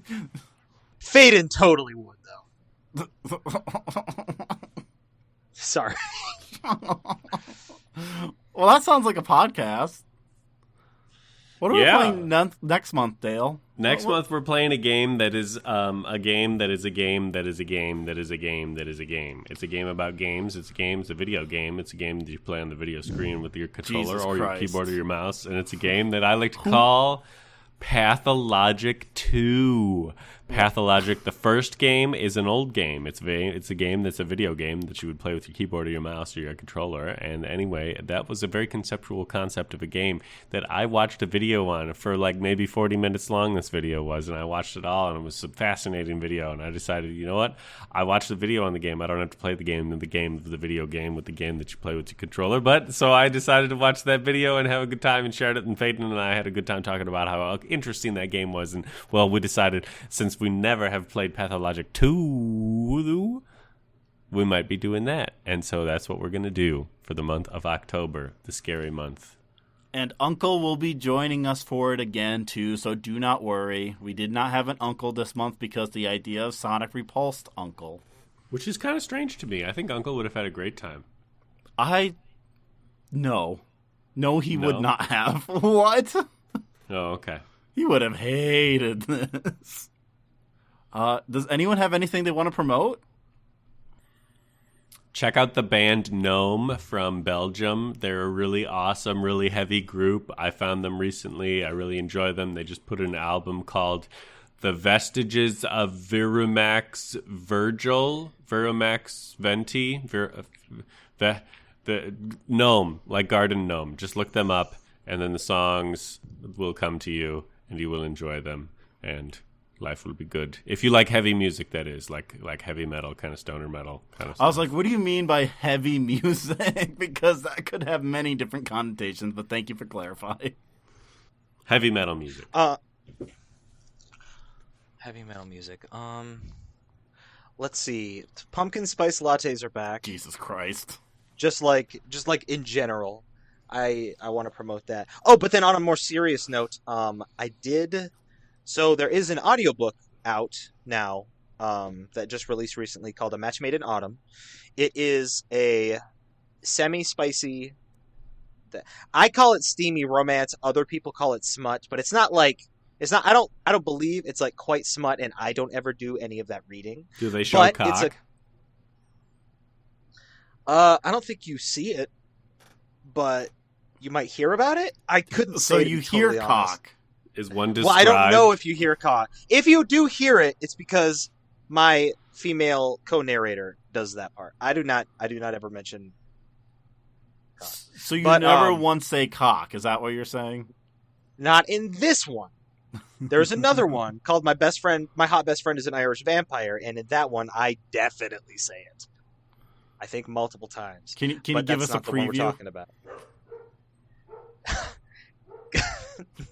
Well, no, I can't. Can you say cock in an Irish accent, please? Did you sign an need to- NDA?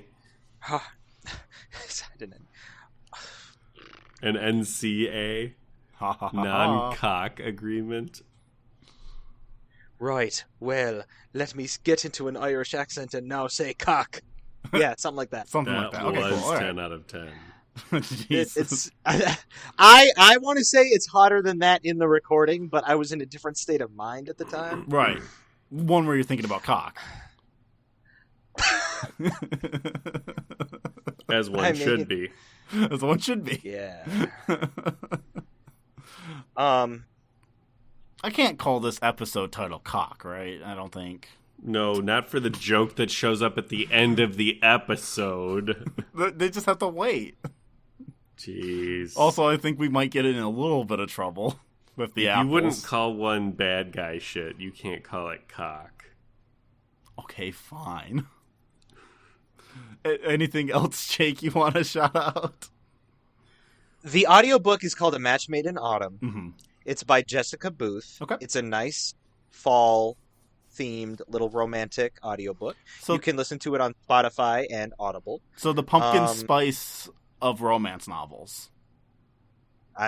Look. Yeah, that's about how I'd say it. They do mention pumpkin spice lattes. Jesus Christ. I sing a tiny bit at one point. Aw. So, yeah. Can we get a preview of you singing? No, not right now. Okay. Not in the That's fair. headspace. Yeah, no, that's fair. What about that Sonic song? I'm gonna reach for the stars. Thank you. I wasn't warmed up, but that's essentially it. That's essentially it. I'm a fan of what I heard right there. You can find me on Twitter at Faden Cross. Keep up on, I guess, updates on this podcast. Sometimes I ask for questions there. You can message me there with questions. Or if you know me in real life, just message me. So, yeah, thank you all for listening this month. No. Thank you. Goodbye, everyone.